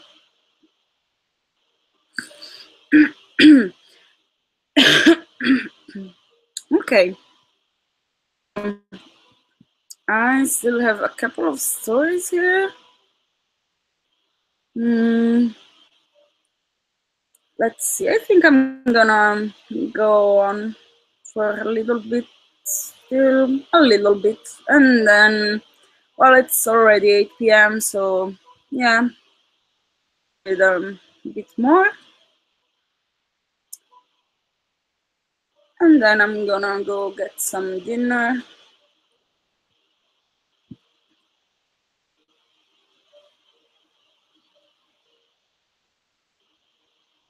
Maybe what's going on in the chat? I have no idea. Congrats on 700. Thank you so much, Dark Somnium. Thank you so much. Coming from you, well, I mean, coming from everyone, it means a lot. But when it's such a big channel that takes the time to even notice me, I feel like a 12-year-old fangirl or something. That I can't even speak anymore. I don't know what the fuck I'm saying. Actually, would like her to hear that story. Which story? Oh, tell the story of how you met me. It's a good one. Yes. When I'll meet you, I will tell it. And if it's anything like we discussed in the chat, no, wait, that wasn't you. Was it? No. Who was it earlier in the chat? Maybe it was Dark Wolfspan? I can't remember. Holy shit, what is wrong with my memory? It was like a couple hours ago that I said that I can easily, yeah, too much beer, as if, right. I only drank 2. Please. That's exactly what I was. Oh yeah, right. It was each of fucking course. It was Hitchhiker that said something about drinking, and I told him, well, if you ever come out to drink with me and Sint, we are so gonna drag you under the table, because come on, a Swiss and a German beer, yeah, I can probably drag all of you under the table with beer. Not whiskey though, because I'm not used to it, not anymore. But as long as we stick to beer and not the super alcoholic beer, because I don't like that. I don't drink beer for the alcohol. I drink it because it is so fucking good. But yeah, as long as we stick to beer, I think I can drag most of you under the table. Nothing to be ashamed of, though. I mean, I am 99% made of beer at this point, so Yeah. Oh, that Somnium is half German. Nice. I got super drunk on a stream once. I don't remember it. Welcome to the club. I mean, I wasn't drunk, but it was a bit tipsy a couple of times. And yep, I also don't remember what the fuck I was saying. And I know that at the end, I was also so fucking tired because it was like 4 a.m. So I was trying to speak, but I was speaking so low. Everyone thought I was completely wasted, but I was 20% drunk, 80% tired. Is the other half Hispanic? Nah, African. Oh, yeah? Cool. Red leader standing by. Hello! 13 sharks can fly? Oh, sharks can fly. Okay, I need to get groceries and lunch. Congrats again, GL. Chat later. Bye, all. Thank you so much, Pink, for sticking around and for everything. And you have a good lunch and a good day. And yes, we'll chat later or tomorrow for me. Depends. Bye-bye, Pink. Okay, let's go on with this one. I've only read the title, so I have no idea how it is. I hope it's good. It's called The Little Girl in the Red Dress. I found it while I was looking for the first one I narrated, The Girl in the Pink Dress. Oh, again, the Hispanic plus German joke. Oh, lazy creepypasta. Hi. Hey, hello. I know I have 40 subs. Don't be starstruck, Duel. Yes. Yes, good job, Kerry. Keep me humble. Just in case I don't. But all right. Okay, so the little girl in the red dress. A little girl's parents went out for a business dinner, so they hired a babysitter to watch her. Can I have some ice cream? The little girl, Holly, asked after supper. Sure, the babysitter, Beatrice, said. Where's the freezer? In the basement, so are the nuts, cherries, and candy and stuff. It sounds like a poem. When she went down to get the ice cream, she looked out the window to see a little girl standing outside. This didn't strike her as too suspicious, and she simply brushed it off. After she had given Holly her ice cream, Holly asked, Can I have some hot fudge dandies, please? Course, was the quick reply. After Beatrice went back down into the basement to retrieve the hot fudge, she looked back out the window to see the same little girl, only wearing a red cape. She absent-mindedly wondered if the girl was playing dress-up as she trudged back upstairs. Got it, she deadpanned after setting the hot fudge in the microwave and putting the thick chocolate goop on the ice cream. Can I please have some nuts on this, please? Really? Please. Fine, she sighed, already heading back down the stairs. As she got the nuts out of a small cabinet in the wall, she looked back out the window to see the same little girl in the red cape holding a knife. As she ran upstairs, she decided she was calling the police. Oh, thank you! Holly squealed happily from her perch on her pink Disney princess booster seat. Uh, yeah. Hey, Holly, I need you to. Oh no, can I have a chair on top, please? Not wanting to alarm Holly, she decided that she would go get the cherries, then call the police after locking herself and Holly in the bathroom. There's no way the little girl could get inside if the windows and doors were all locked. After slowly descending down the stairs, she opened the freezer with shaky arms. Daring to peek out the window, she closed her eyes before staring out it. The same little girl in the same red cape, holding the same knife, was there. Only the knife now had blood on it. Running up the stairs, scared of what might await, she checked on Holly. Holly was dead, a small pool of blood forming on the floor under her. She ran into the bathroom and locked the door behind her before dialing 911. When the police arrived, the tearful mother and father were with them. The mother approached Beatrice, sobbing uncontrollably. "What happened? Oh, oh God, I'm sorry. Oh God, I saw this little girl with this red cape and a knife outside your basement window." The mother said, we don't have any basement windows, only mirrors." Nice, nice. I am accidentally finding cool stories today. Cool, nice. Let's see what the hell is going on.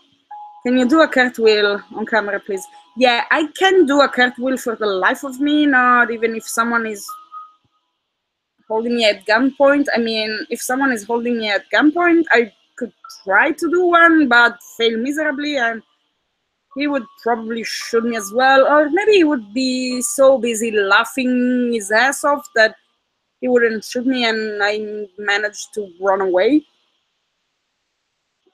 Oh, piss my fuck. That's a nice one. I've never heard that one. You sound like the vampires. You like vampires in the old vampire movies. Me? Yes. Yes, I like vampires. And I sound like the vampires. Cool, I guess. Bing bing bong. Okay. Bing bing bong.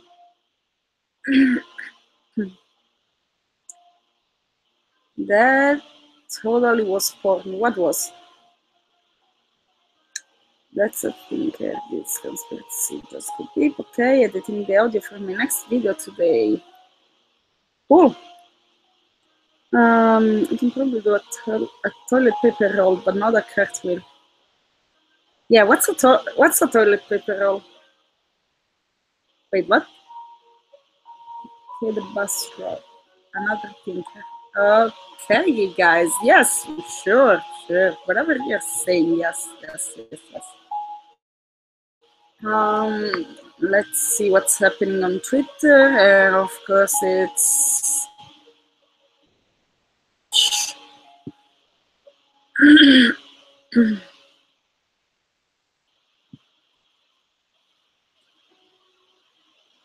come on, Chrome. Come on, there's people waiting on me.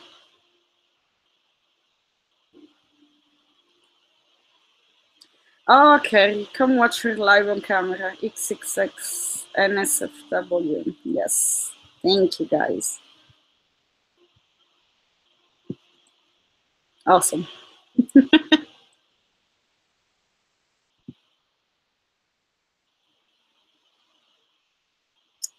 What will you give me if I buy a hoodie?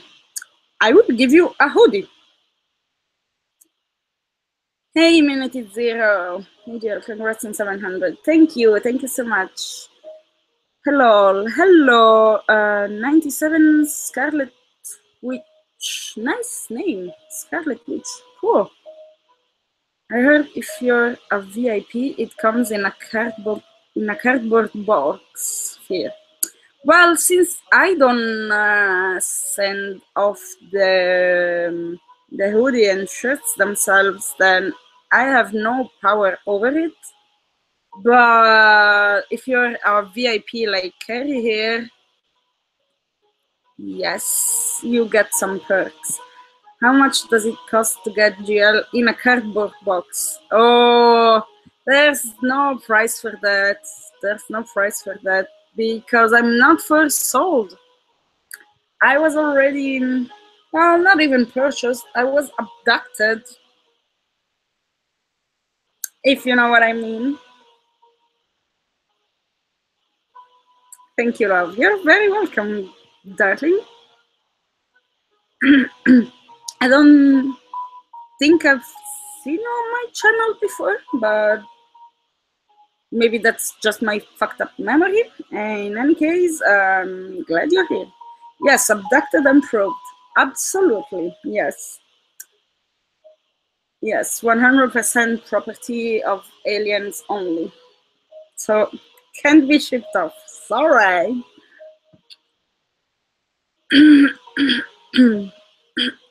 Okay, let's see. I can do a couple more maybe.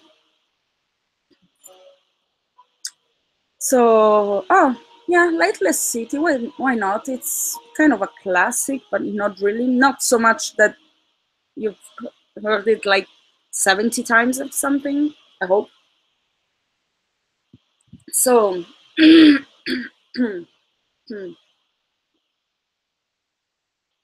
Lightless City. Do you have someone you hate? Someone you would do anything to hurt? Pay any price for vengeance? The song is perfect. Maybe it's too loud. Yeah, okay, like this. It's Cicada 3301 by COAG. Aliens, yes. Okay, from the beginning.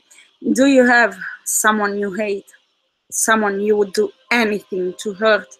Pay any price for vengeance? If so, you may want to consider visiting Lightless City.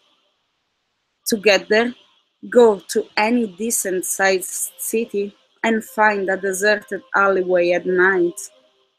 Go into it and close your eyes as tightly as you can. Whisper, Lightless City, and concentrate on the darkness.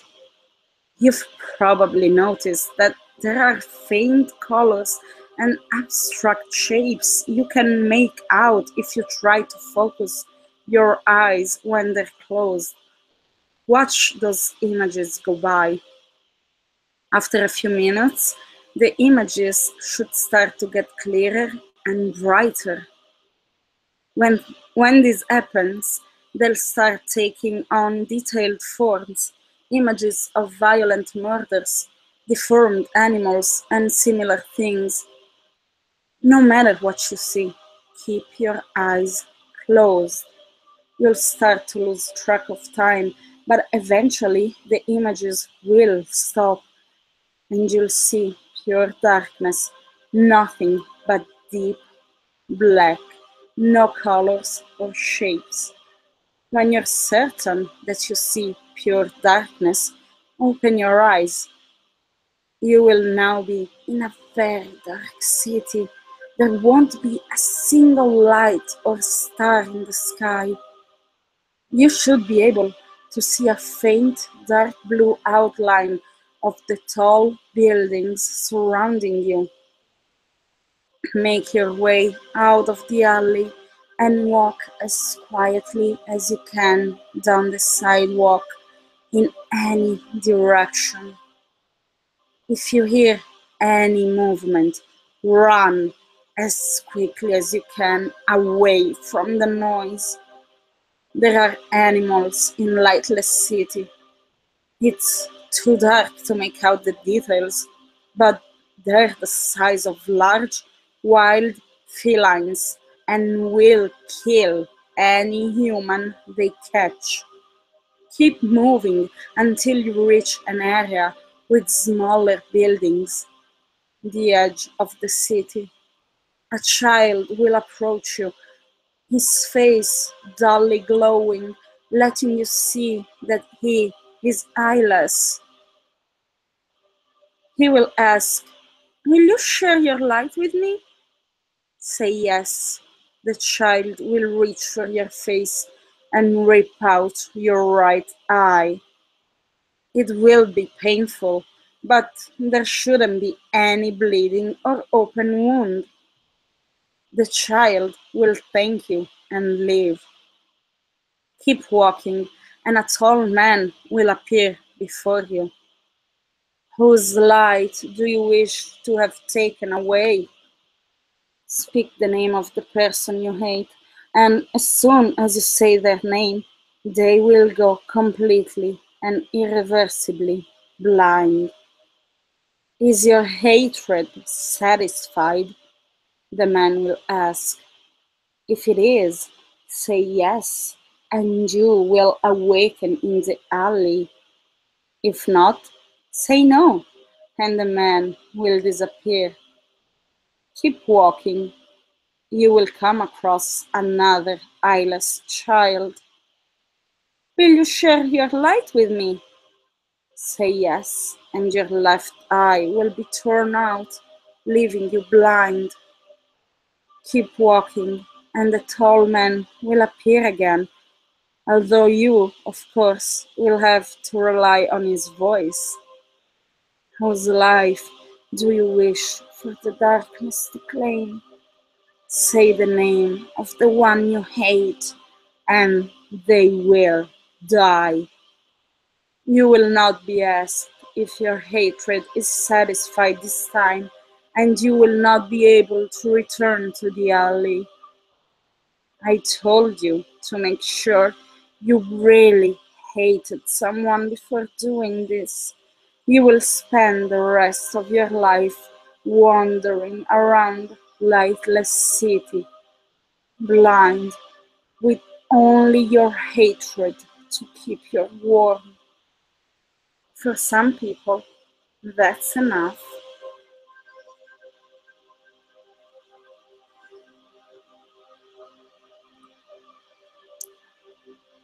Let's see what you guys are saying. Let me go and get ready to continue my stream. Awesome. Bye, guys. Bye, Dark Somnium. Thank you so much for dropping by. Time to shower. GL made me feel all dirty, lol. Trust me, you do not want to see that. Well, trust Carrie, she wants to see that. So, oh my eye. I'll be the judge of that, see? Yup.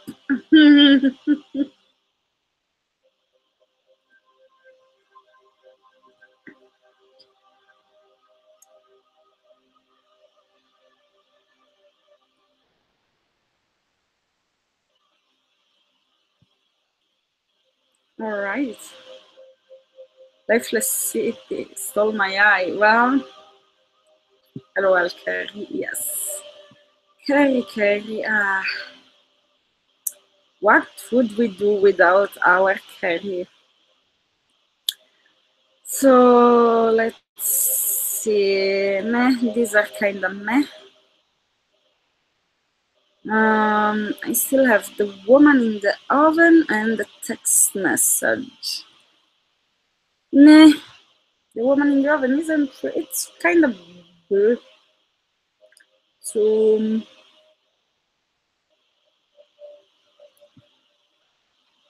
maybe I will read the text message and then that's it. Why not? That could be a good way to end. Just checking everything. Yep. Yes, someone wants to place any request. Oh, your voice is spectacular. Oh, thank you so much, 97 Scarlet Witch. I'm just gonna call you Scarlet Witch without the 97. If that's you in the pic, you are really, really pretty. And thank you so much. That, aw, that makes me feel so good. Thank you. So good. Ah, thank you, April. Thank you. Alrighty, let's go with the last one. Don't you hate it when a sentence doesn't end the way you think it octopus? Yes, I also hate it when a sentence doesn't end the way I potato. Yes, it's a real problem. Yes, indeed. Okay, let's go with the text message then. Driving home from a friend's house, you sit at a red light when you hear a familiar tone from your phone, sitting in the passenger seat. A text message, probably from your friend. You always leave things at their homes. Sorry. Being a responsible driver and the light still red, you open the message and wait for a moment for the image to load. Suddenly, a photo pops into view. Red, obscured, strange contrast, and no text accompanying it. But the light is green, so you close your phone and go back to driving, wondering vaguely what that was who would have sent it to, and who would have sent you it. Perhaps someone accidentally took a picture of the inside of their bag or pocket and then sent it to you. You're still caught wondering as you pull up to the next light, also red, and another little tone from your phone. You flip it open, hoping for an apology from a friend, but find yourself waiting as another photo loads on the screen. This one, still mostly red, but textured now with scraps of blue, yet still indiscernible. This time, it takes an impatient honk from behind you before you realize you can pass through the light and be on your way home. Closing the phone and continue on your way. You sit uncomfortable now as the tone rings away at yet another stop signal. You pause, hesitate, and then open the phone. The picture now is suddenly much more clear. The scrap of blue seems to be ragged edged of a bit of denim, half blood soaked and laying across a pile of entrails, torn straight through the back of a human torso. You can only see from the bottom of the shoulder blade to the tops of the thighs, but it's unmistakably human. Blue-white spinal bone smeared in blood, tubes of intestine trailing out between rugged-looking spinal tissue and going out of the frame of the picture. You choke back a throat full of bile and throw the phone back into the passenger seat, happy to be on your way again and dreading the knowledge that you won't be able to not look as you hear that tone again. There is some relief as you realize there are no more stoplights before you reach your home. But as you pull up to that red stop sign, the bottom of your stomach drops out and you feel a cold sweat build on the back of your neck. You have already picked up the phone even before even before that telltale little tone has told you there is a message. The cell vibrates in your hand as you flip it open, your mind gone on autopilot, driving home with your eyes on the screen as the newest photo loads. Intestines piled almost artistically to the side of the body, scalp ripped free, and no hair discernible, and that sickening contrast of darkening red on blue. For some reason, you expected that, even as you taste bile on the back of your tongue. It's not as close or obscured, flesh torn apart by God knows what means, torn, dem- torn denim, and blood soaked so far into the threadbare fabric of hand-me-down couch, the one you have in your living room. You pull your car into park, hands shaking as you make your way up to your front door. You can't stop yourself now.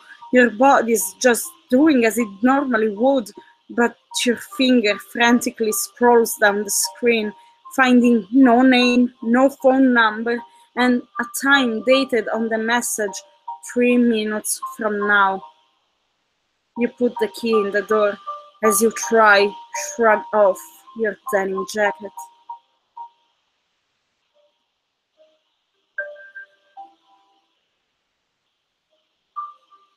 Oh, thank you. That just made my day. Oh, you're very welcome.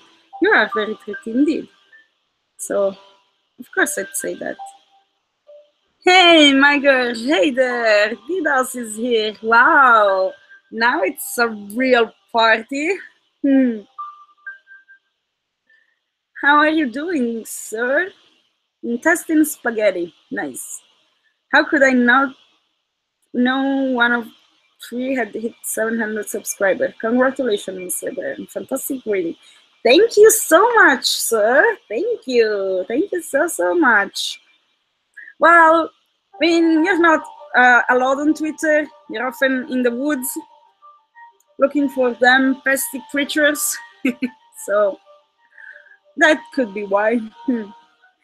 But thank you so, so much.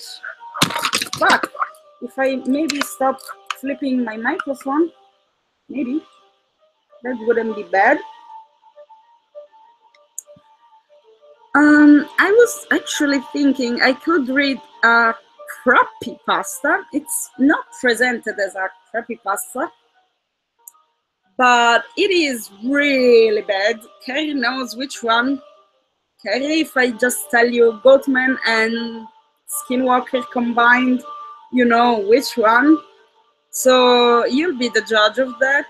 Tell me if I should read and comment that the stupid, awful, bad written story or what.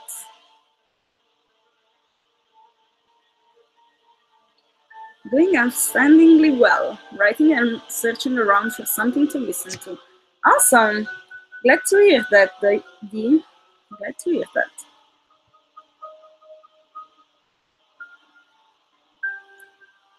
Okay, let's wait for Carrie to answer whether or not I should read the awful Gottman story. It's written so bad and the story itself is so stupid. Man, I'm probably gonna read it anyways because it's so bad it's actually funny, kind of. It's cringy, but it's also funny.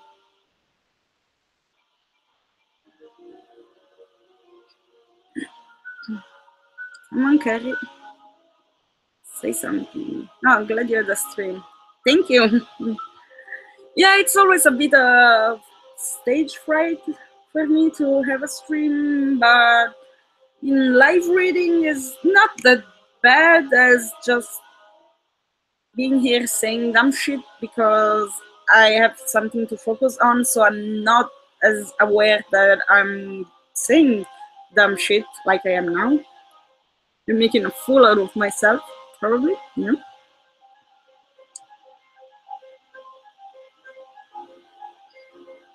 Come on, Carrie. Tell me whether I should read the bad story or not.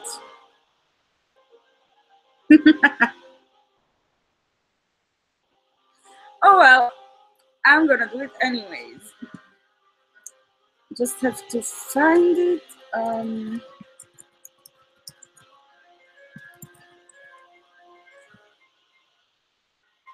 No. Why not? It's funny. Wait, nope, not this one.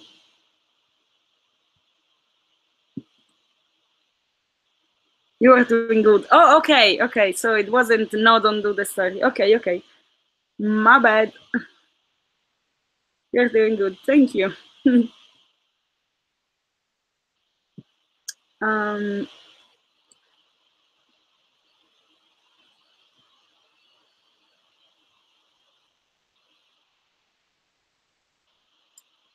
and,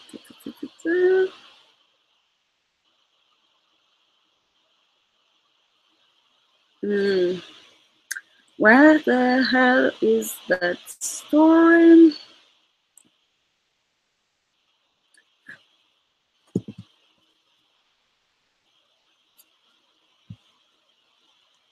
Let's play some music in the meantime. It's not playing. What the fuck? Oh well.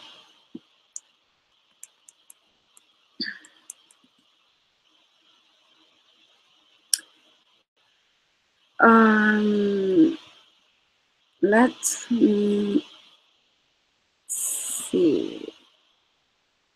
Okay, link should be here.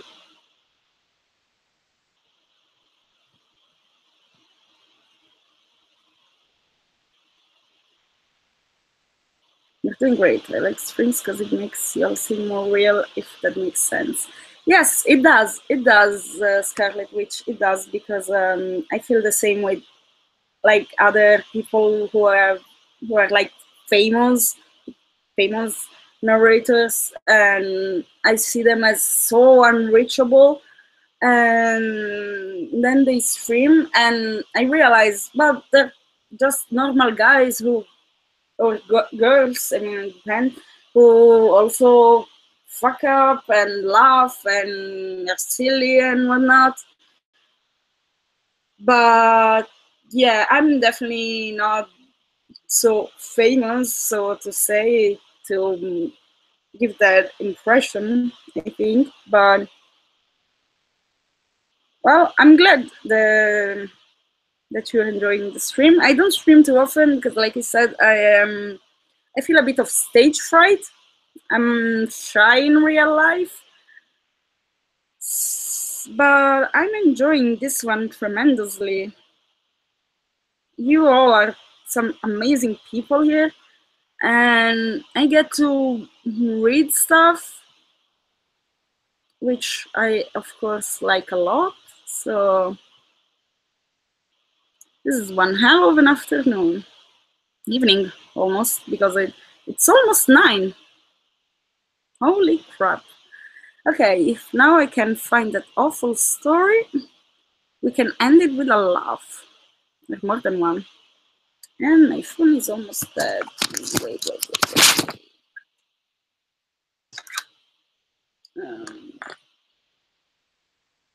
Gonna charge the phone. Yeah, don't mind me plugging my phone in. Yeah, that's totally normal.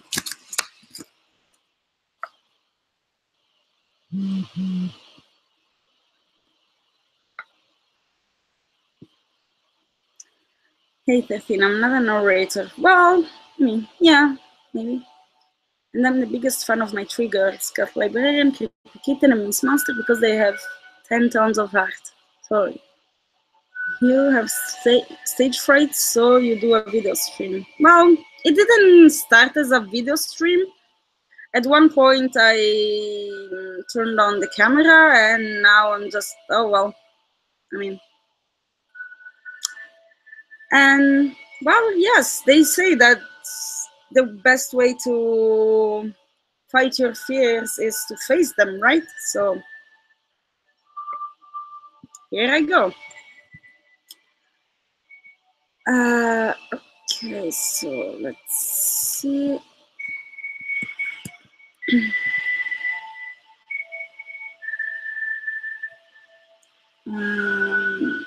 The link should be here.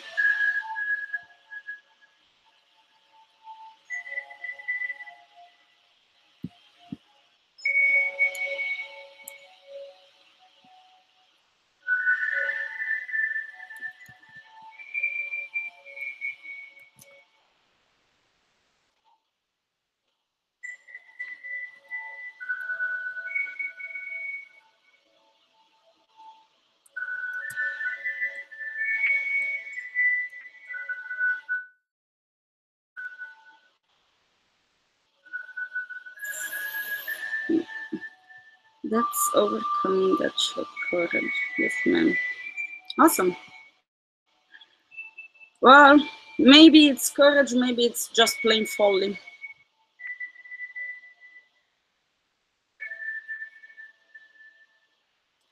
So let's see.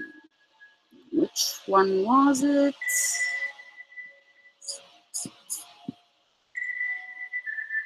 Oh, yes, this one. Was that a Goatman or Skinwalker?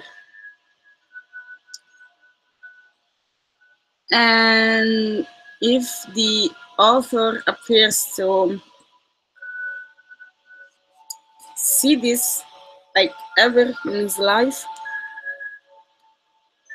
Well, I mean, this story is bad written, both grammatically and, I mean, it could be a cartoon for children, but yeah, it's just bad. So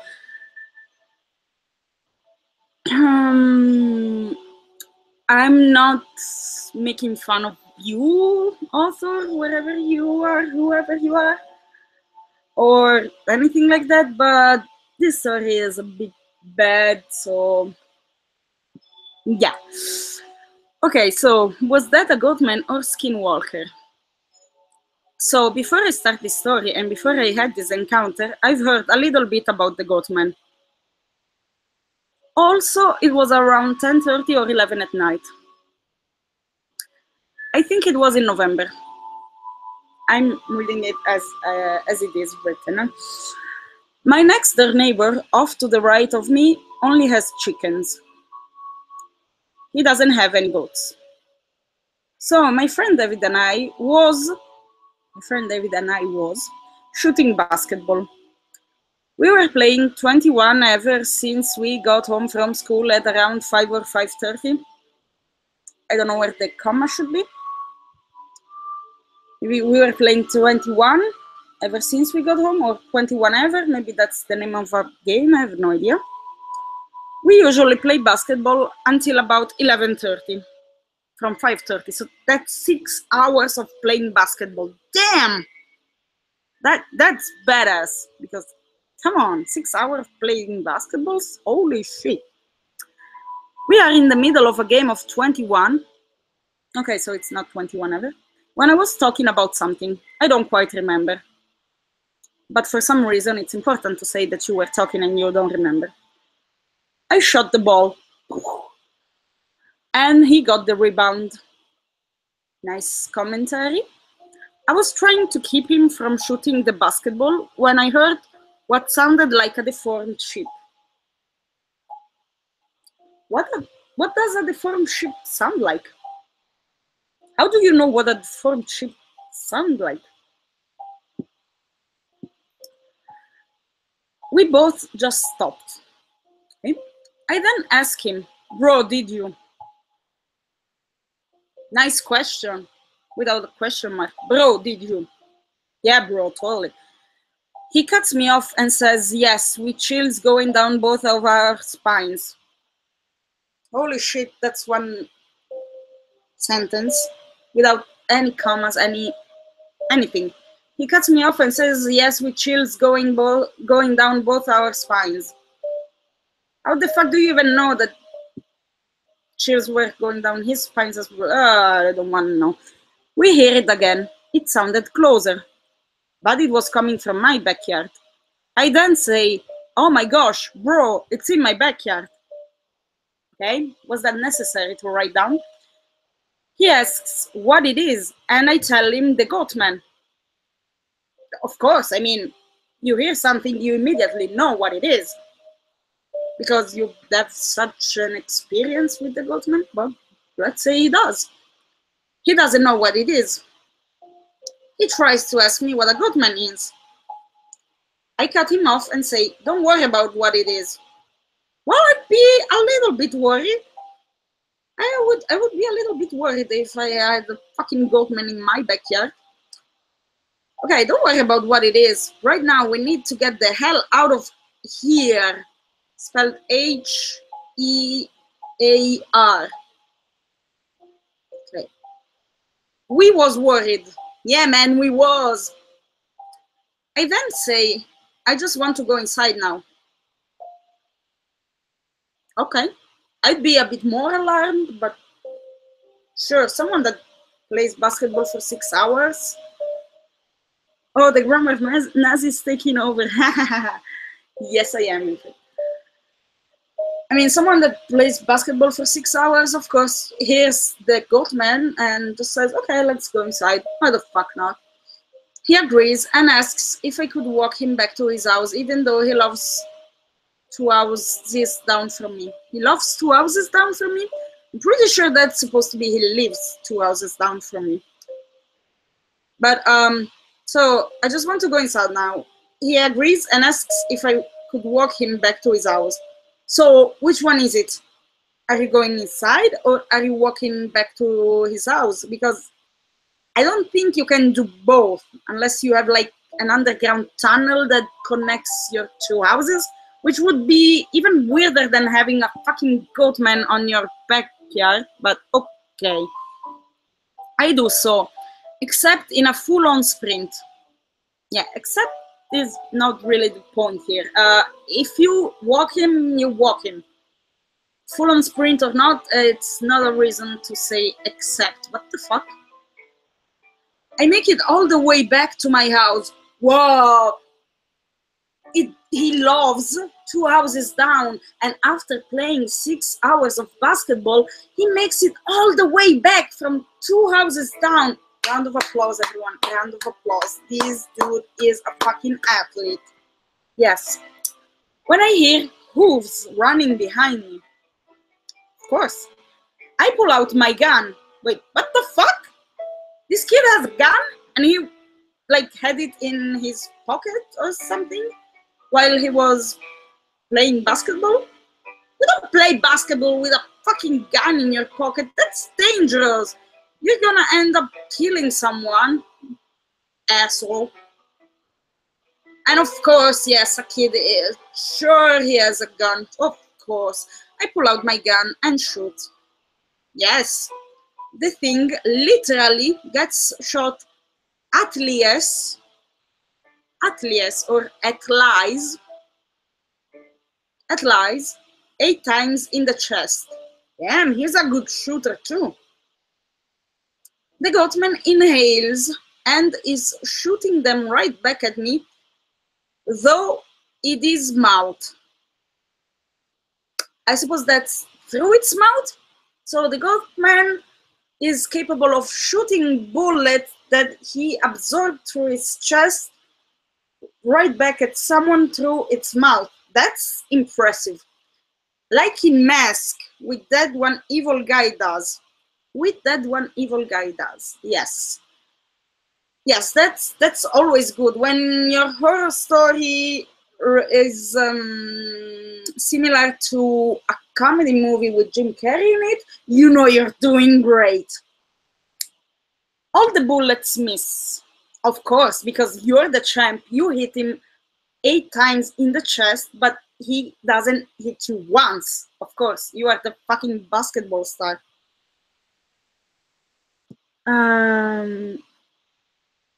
Let's see what the chat is doing.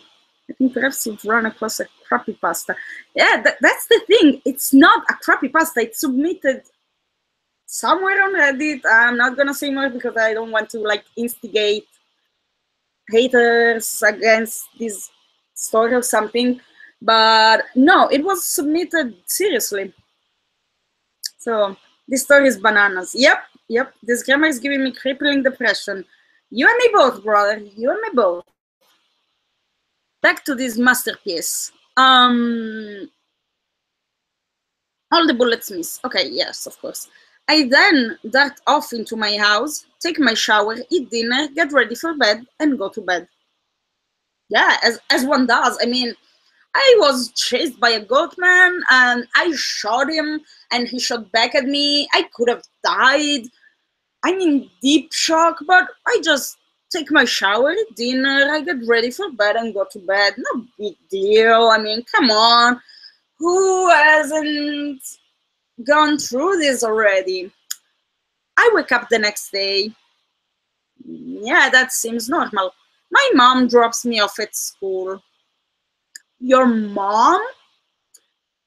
Like, you don't even drive, so maybe you're not even 16, but you're badass enough to shoot and hit a goatman 8 times in the chest after having played 6 hours of basketball and dodging all of his bullets, and for some fucking reason you carry a gun around but your mommy drops you off at school?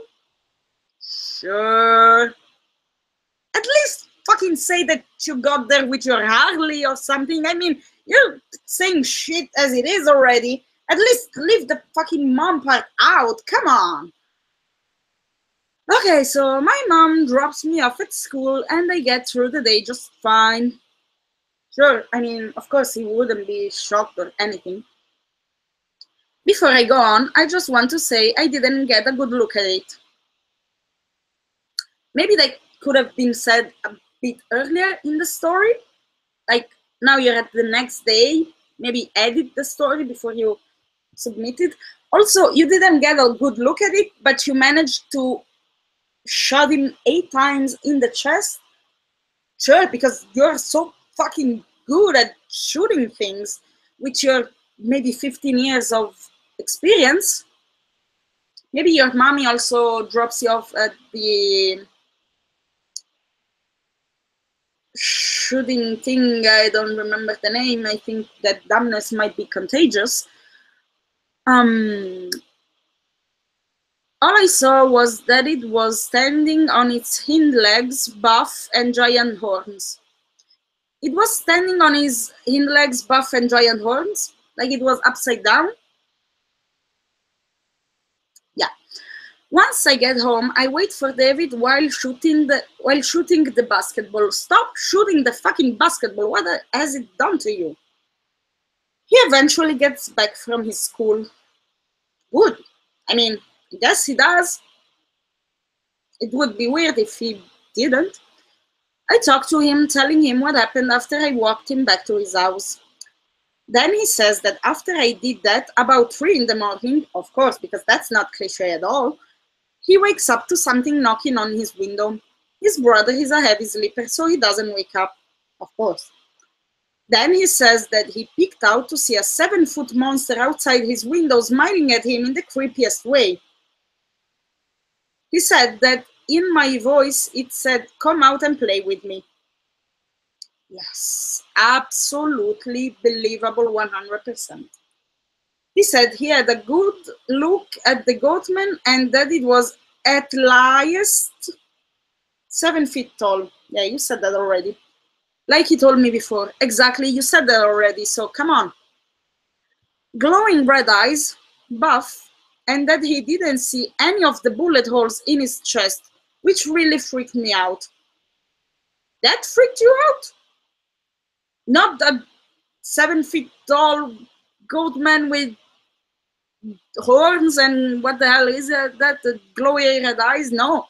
The fact that his wounds healed, that's what freaks you out. Yes, that makes so much sense. Tell us how you really feel. How do I really feel? We'll read one more thing for the old guy. Yes, of course I can read something. Just link me whatever you want me to read somewhere and I will read it.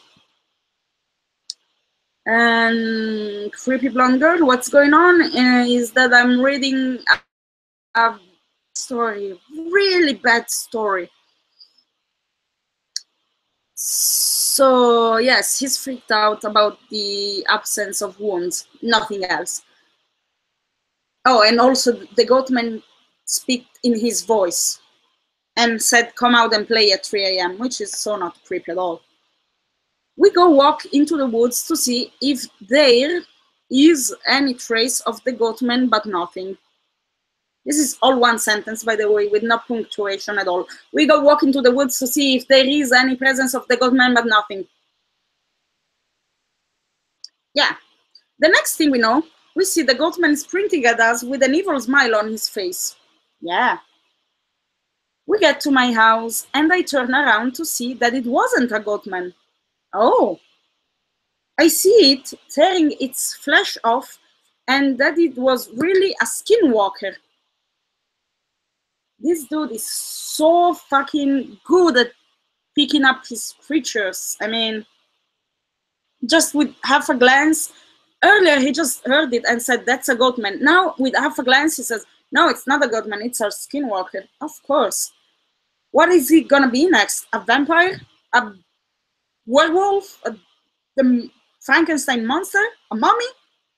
It must have killed the goatman a while before any of this had happened, because I've never heard of a goatman that manipulates people's voices.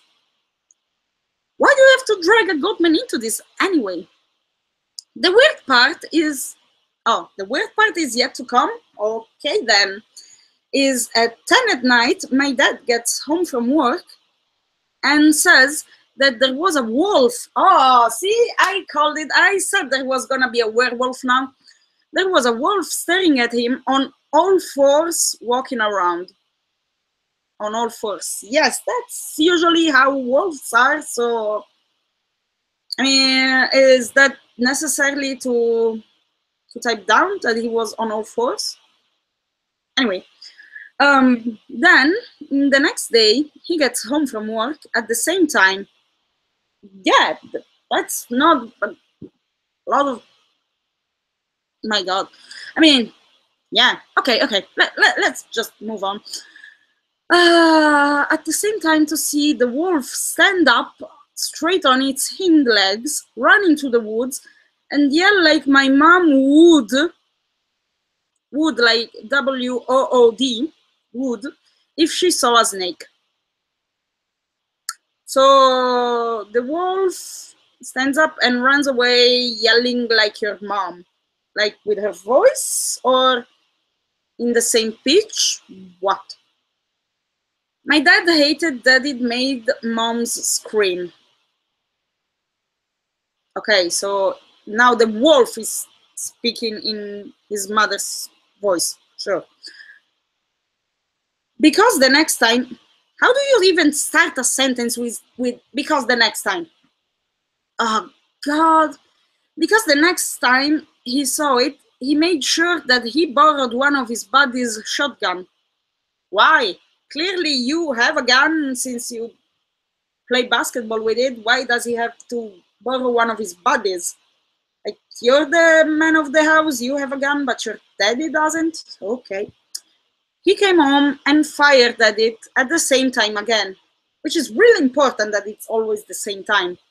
Not the fact that your dad just shot at a supernatural creature. No, fuck that. The important thing is that it's always the same time. I mean, at least his dad isn't late for dinner. He says at 1 in the morning he heard my sister call him into the living room. Okay. He walked in there, again, the wrong one, while rubbing his eyes and says, Anna. She calls his name again. This time it is from beyond the back door. He opens it to the skinwalker, making the most blood-curdling screech with a smile on its face that only no human being can make.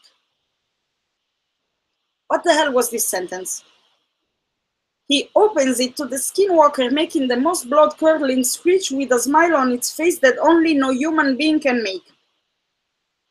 Okay, and the story ends like this, and I am fucking done because this just gave me a fucking migraine. Let's see, people. Shooting range. Yes, thank you. I sent one to our Twitter group. Okay. Who wrote the story? Well, I'd rather not say because I don't want to seem like I'm making fun of whoever it is, but let's just say you can find it on Reddit. And it's called Was It a Goatman or Skinwalker? Already the title alone. Okay, let's see.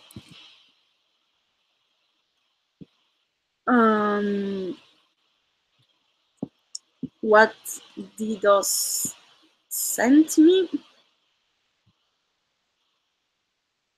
The very word secrecy is repugnant in a free and open society.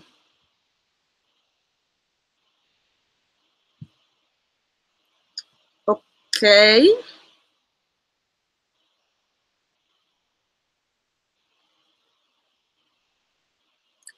Oh, it's not a story. Okay. It's something that Kennedy said?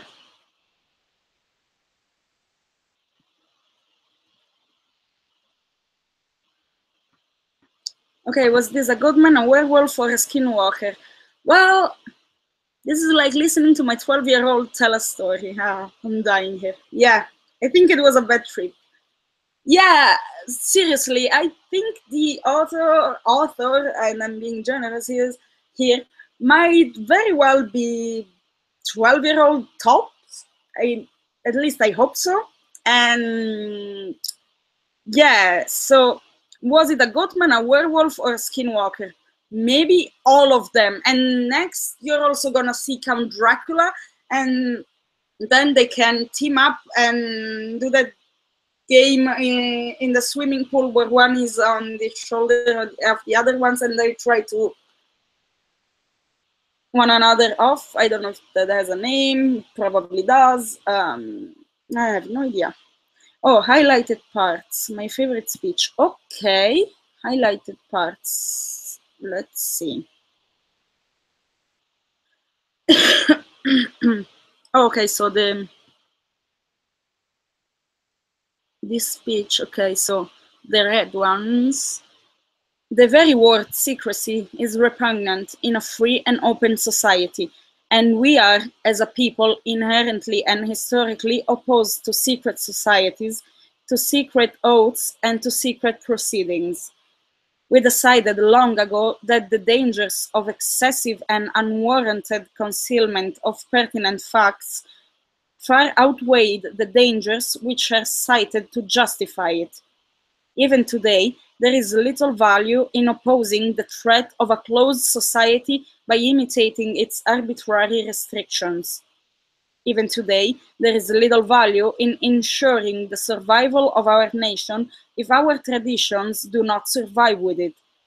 And there is very grave danger that an announced need for increased security will be seized upon by those anxious to expand its meaning to the very limits of official censorship and concealment.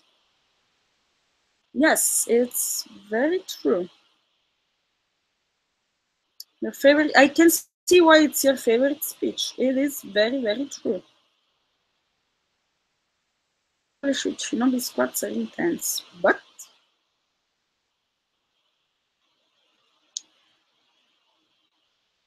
okay, I think I've streamed for like 3 hours, something. 4 hours, it probably says, even though it started at 5:30, now it's 9. In any case, it's time for dinner. Dark Wolf's Bane is still training. Dang. Do you also play 6 hours of basketball every day? Thank you, librarian. You're very welcome. You're very welcome, my dear dear. So yeah, I'm gonna go also because it's, as you can see, it's getting very dark here. Well, it is 9 p.m. after all. I'm gonna go take a good fresh shower because it's so fucking hot in this room, and some good dinner. And thank you again all so much for making it possible for me to reach 700 subscribers. It is amazing. I still have a hard time believing that it's actually real. And thank you so much, everyone who was here in the chat, who caught the stream, parts of it, all of it, everything, whatever. You are amazing, and I appreciate you so much. And if you are interested in merch, there is the link in the description to my merch store. If you want to support me on Patreon, there's the link as well. I know I'm still rather a small channel to be like asking, so I'm not asking, I'm just telling you that there is, but I don't expect anything, of course. I'm just letting you know, so to say. Yes, gotta go. I gotta go too. Thank you so much for stepping by, DDoS. Everyone, make sure you are subscribed to the Bigfoot Dogman Research Project. which, unlike the last story I told, has some very true and cool stories, not some crappy stuff made by a kid. And love you too, creepy blonde girl. Congrats. Thank you so much, Dark Wolfspan, Fearcrawler. Thank you. Oh, Jason Good, thank you for entertaining us. Have a good night. Thank you so much, you too. Yes, thank you everyone who was here today. Creepy Blonder, Fearcrawler, Bigfoot Dogman Research Project, Caged Misery, Dark Wolfsbane, Jason Gerd, Scarlet Witch, Carrie, of course, Sharks Can Fly, yep, Jason, Anti-Creeps, Stimulate, I'm scrolling up. Oh, the Dark Somnium, of course. Pink Spooky, Miss Monster, Hitchhiker, Fear the Great White, and oh, Mother Raven also dropped by at the very beginning before I even started. Creepy Tales Corner, Katie Ward, of course, how could I forget her? Yes, and I hope I didn't leave anyone out. Thank you so much again, Scarlet Witch, and thank you everyone who stopped by. Thank you everyone who subscribed. Thank you everyone who listened to me. Thank you everyone who is gonna listen to this in the future. And I will see you all very soon, and I will have out for you more videos and some fantastic collabs. Wait and see. And have a good evening, afternoon, night, morning, day, whatever it is. Oh, it just got really dark in the camera. Okay. Well, thank you everyone again, and bye-bye. Love you.